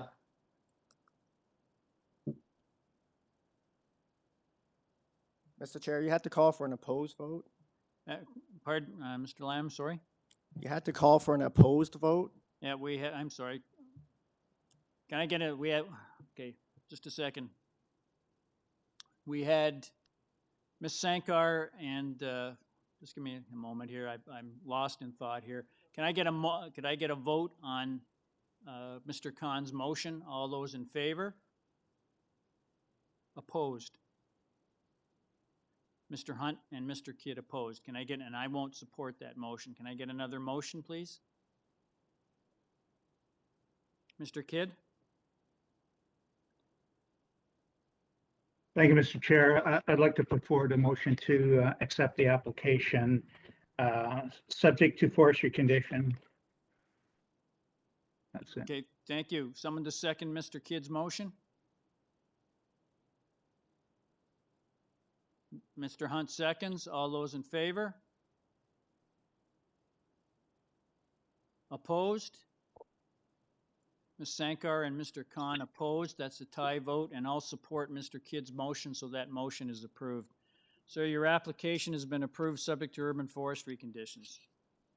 thank you, Mr. Chair. Thank you, committee panel. Thank you. We're now on item number 16, 117 Alexis Boulevard. I have one person registered to speak. That is Drew Laszlo. Are you there, sir? I am indeed. Yes, thank you, sir. I note that there are no staff comments or recommended conditions related to your application. You have two variances before us, one for building length and one for building height. I think it's pretty clear what you're asking for. Is there anything that you'd like to tell the committee that isn't contained in the material that the committee has before us this afternoon? No, nothing else at the moment. Okay, thank you, sir. Does the committee have any questions of the applicant? There being none, could I get a motion, please? Ms. Sankar? Through you, Mr. Chair, I motion to approve this application. I believe it meets the 4 tests. Thank you, Ms. Sankar. Someone to second that motion? Mr. Khan seconds. All those in favor? That motion carries unanimously, sir. Your application's been unanimously approved without condition. Thank you very much. Thank you, sir. Item number 17, which is 740 Sheppard Avenue West. I have 3 people registered to speak. The agent is Mr. Michael Cogan. Are you there, sir? I am. Can you hear me? Yes, sir. I can hear you. Can I get your full name and address, please? Michael Cogan, 40 St. Clair East, Toronto. Thank you, sir. Suite I have 303. just wanted to make you aware, there's a city planning report dated the 16th of March, which indicated they have no objections to your application, subject to you getting a notice of approval conditions from the Director of Community Planning. Have you had the opportunity to read that, sir? Yeah, we've discussed this with planning quite some time ago. Yeah, I noted that. Is there anything that, we have 2 other persons registered to speak on this application, so perhaps if you could give us a brief presentation on what you see as the merits of your proposal? Yes, okay, so this is sort of the second iteration of this project, and what we did was we inherited it and the building was not efficient. So by moving the elevator and the mechanical around, we've eliminated a level of parking. And by eliminating 7 suites, we took off about 9,000 square feet of the building. There was a lot of interior space that was unusable, extra staircases, storage locker rooms. So we tightened it all up. We increased the rear yard setback from 9.5 meters to 15 meters. Basically, you have a smaller building now. We included a sun shadow study to show that the impact is equal to or lesser than the previous proposal. And all we are asking for in relation to the angular plane is just for glass guards on the balcony. And I will say part of this is a variance we're requesting, part of this is housekeeping from the actual bylaw that was passed by council. If you read the text, they're asking for a 45-degree angular plane, but lo and behold, when you look at diagram 7 of that bylaw, they've got height which exceeds the setback, i.e. it's not 45 degrees within the bylaw. So we want to reconcile that. And then we want to ask that we shift around the mechanical a bit. Again, not creating any additional shadow impact. And we want to reduce the building size and have the glass guards on the balconies be permitted. Okay, thank you, sir. Any questions of the speaker? Mr. Khan? I have, thank you, Mr. Chair. Mr. Cogan, my question is about variance number 3. Would you be kind enough to explain what is terrace guards, decking and insulation project? That's what I spoke to. It's just the guards on the back. They're terraces because there are suites below them. So they're actually on the roof of the suite below. So it's not a true balcony in that sense. And so we have a glass guard, and that's what we're asking for the variance for. Thank you. Thank you. I'll go to the next registered speaker. I have a David Starr. Are you there, sir? Mr. Starr, are you there? Mr. Starr, are you there? Can you hear me? Yes, I can Yeah, hear you. I'm here. Can you? Yes, Okay, can I get great. your full name and address, please? Yeah, my full name is David Seymour Starr. My address is 101 Coxfield Avenue. Okay, thank you, sir. Please proceed. I was just looking at the bylaw number 2 in the requested variances.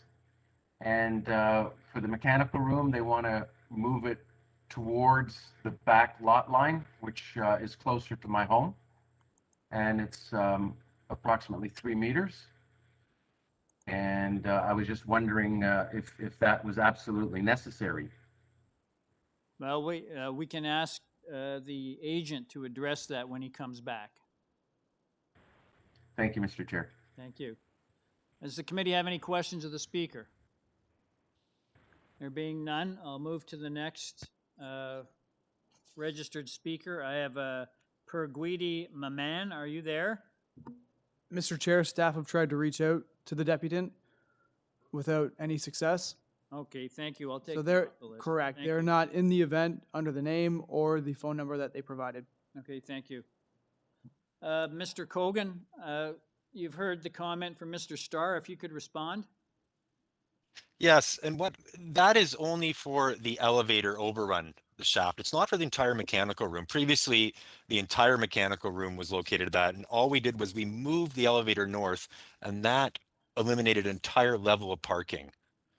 So this is one of the changes we made. They had the elevator on an actual exterior wall of the parking garage, which is probably the most inefficient way you can do it. It created a whole level of parking. So it's only for that elevator room. If you look at the roof plan, it's not for the entire mechanical penthouse. And again, this will not impose any additional shadow upon the northern properties. So I hope that alleviates Mr. Starr's concerns. Okay, thank you very much. Does the committee have any questions of the speaker? There being none? Mr. Chair? Can I get a motion? Mr. Can Lamb? we call the speaker who wasn't there one more time, please? Okay. I have a Perguidi Maman. Are you there? Perguidi Maman, are you there? No response, Mr. Lamb. Okay, thank you.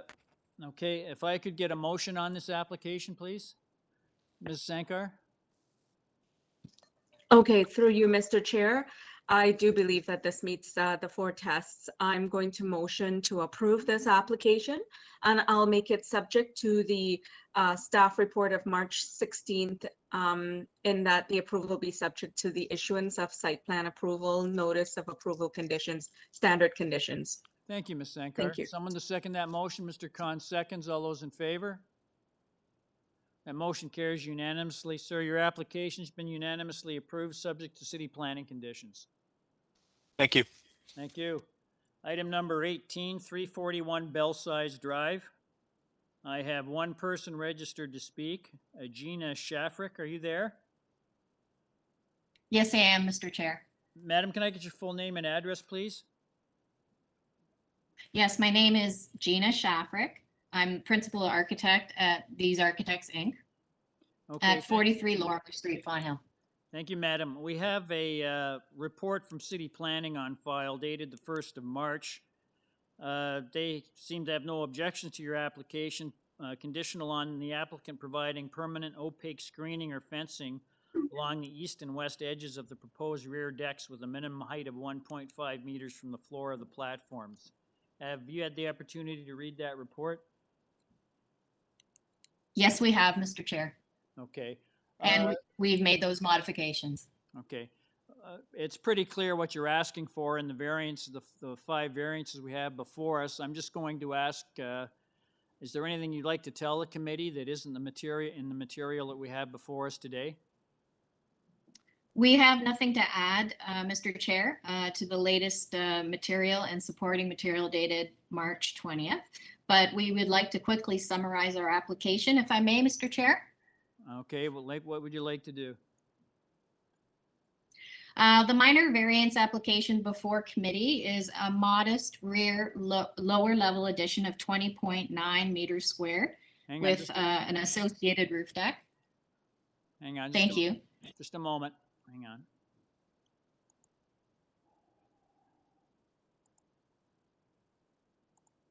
What was the revision you're proposing? Well, the application. Okay, all right, that's fine. Thank you. I thought you said you're making a revision. My apologies. No, we aren't making any revisions. The application before you is a modest rear lower level addition of 20.9 meters squared with its associated roof deck, effectively enclosing the open area under the current deck, as seen in slide 2, with the existing condition on your left and our proposal to the right. We feel our proposal is in keeping with other development in the neighborhood and meets the 4 tests under the Planning Act. We have 8 letters of support from area residents and no objections. Okay. We have made all modifications to the deck area and side screens recommended by planning staff. Thank you for your time. Thank you very much, madam. Does the committee have any questions of the speaker? There being none, could I get a motion on this application, please? Mr. Hunt? Thank you, Mr. Chair. Having heard the explanation from the applicant and noting that there are several letters of support. Mr. Hunt, can you speak up? We're having trouble hearing you. Yeah. That better? A little better. I'm not sure why it's not coming through, but what I had said is that listening to the applicant and the demonstration of support from the immediate neighbors, that I would move approval of this application subject only to the staff report requesting provision of permanent opaque screening or fencing along east and west edges with a minimum 1.5 meter height from the floor of the platform, which the applicant has indicated has been accommodated. Thank you, Mr. Hunt. Someone to second Mr. Hunt's motion? Mr. Kidd seconds. All those in favor? Opposed? Mr. Khan, are you? I didn't hear what he said. How can I vote? Okay. Are you in favor of Mr. Hunt's, Mr. Khan, are you in favor of Mr. Hunt's proposal to approve the application. Mr. Chair, I didn't hear what he has proposed. Yeah, Mr. Khan, Mr. Hunt proposed to approve, made a motion to approve the application subject to city planning conditions. Are you in favor of that? No, Mr. Chair, I'm opposing. Okay, you're opposed. Okay, so we have, this application is approved with Mr. Khan dissenting. Sir, your application's been approved subject to city planning conditions. Thank you, Mr. Chair. Thank you. Item number 19, 18 Wembley Road. I have one person registered to speak, and that, one person registered to speak, and that's Richard Wengel. Mr. Wengel, are you there? Mr. Wengel, are you there?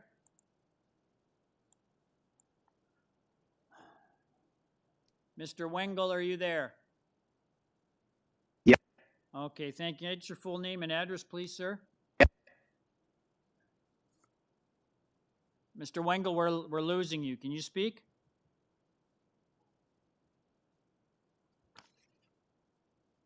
Mr. Wengel, are you there?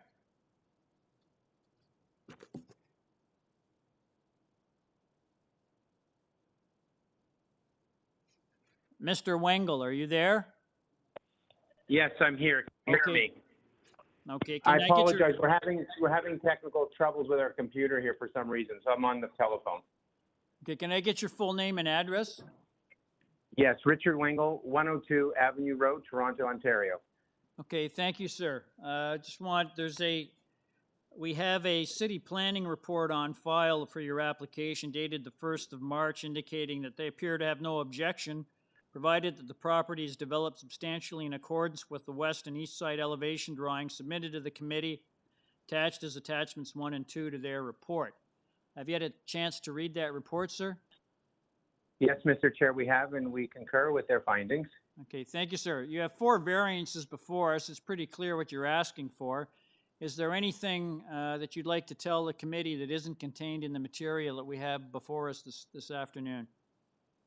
No, I believe everything's sufficient that describes our application. We believe it's minor, does pass the 4 tests. I did have one discussion with a neighbor to the west of us who was satisfied with our proposal after we were able to answer their questions. Okay, thank you. Does the committee have any questions of the speaker? There being none, could I get a motion on this application, please? Mr. Kidd? Thank you, Mr. Chair. In my view, the requested variance is minor in nature and appropriate for the neighborhood. I'd like to put forward a motion to accept the proposal subject to the condition that the property be developed substantially in accordance with the west and east side elevation drawings submitted to the Committee of Adjustment and attached as attachments 1 and 2 to the staff report dated March 1st, 2021. Thank you, Mr. Kidd. Someone to second that? Ms. Sankar seconds. All those in favor? Opposed? Mr. Khan dissenting. That motion carries. Sir, your application has been approved, subject to city planning conditions. Thank you, Mr. Chair. We are adjourned till the afternoon meeting. Committee, I'd just like to ask, we need to take a lunch break. How long would you like to take? Half hour, 45 minutes, an hour?